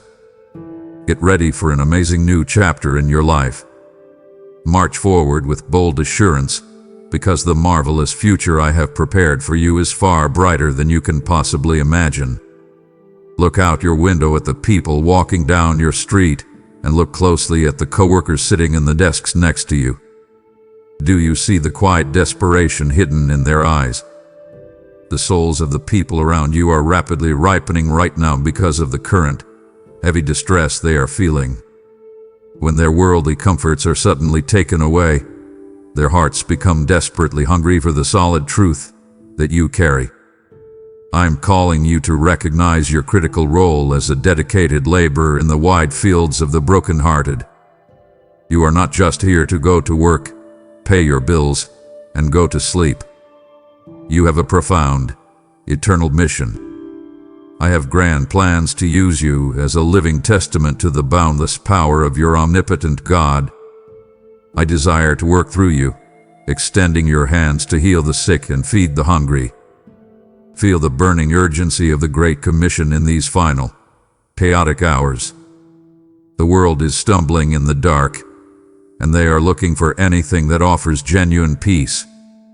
I am using this massive global happening, the shaking of the economy, the political unrest, the deep uncertainty, to deliberately draw the lost and the terrified straight back to me. But they need to hear my voice, and I want to use your mouth to speak to them. Be completely ready to give a calm, loving reason for the incredible hope that is visibly anchored inside you. When your neighbor is crying over a lost job, do not just offer empty human sympathy. Offer them my supernatural hope. Share this message with others who have helped me spread these words so more souls might be saved. Your quiet confidence in the face of disaster is the greatest sermon you will ever preach. Do not be afraid of being rejected when you speak my name. Even the most resistant I will reach out to with love, persuading them of my reality, my existence, my everlasting love, and the preparations I've made for this moment. I will give you the exact words to say when you open your mouth. Approach your daily duties with extreme zeal and deep faith. You will experience the incredible, unmatched joy of bringing in the sheaves with loud psalms of victory. Every single time you encourage a depressed friend, every time you pray for a sick family member, and every time you choose to show radical forgiveness to someone who hurt you, you are actively gathering the harvest. Stand up today, my beautiful laborer. Roll up your sleeves. The world is incredibly dark, but your light is about to guide thousands of lost people safely back to my arms. Take one final, deep breath, and let my absolute peace settle permanently into your weary bones. I am placing the unbreakable seal of my presence directly upon your life today, a divine seal that no man, no demon, and no earthly disaster can ever take away. When you walk into your office tomorrow, I am walking with you. When you sit in the quiet of your car and cry over your silent struggles, I am sitting right there beside you. Rest your tired mind in the solid, undeniable knowledge that I will never, ever leave you or forsake you. I am continually at your side, even when I seem invisible. There is nothing you can do to cause me to forsake you, much less to cease loving you. My grace is completely sufficient for you today.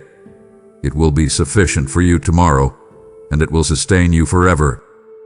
I want to give you a final, Gentle reminder, I told you these difficult things would happen so that you would have unshakable peace, not so you would live in daily panic. I warned you about the storm so that when the heavy rain started to fall, you would simply smile, look up at the dark clouds, and know that your Father is completely in control.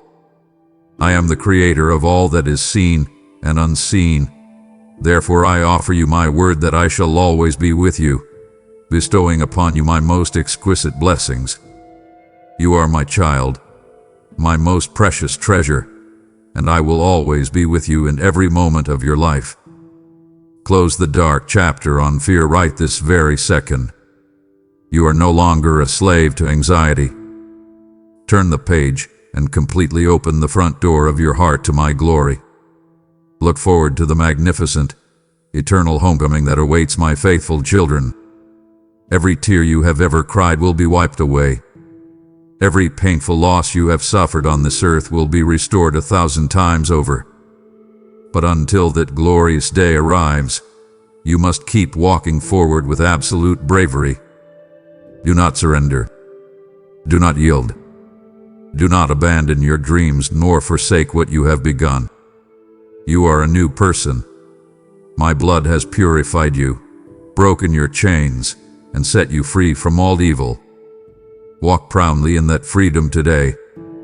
Speak kindly, love fiercely, and trust me with every single detail of your future. My dear daughter, my beloved son, you are the finest piece of work I've ever created, the most valuable to me.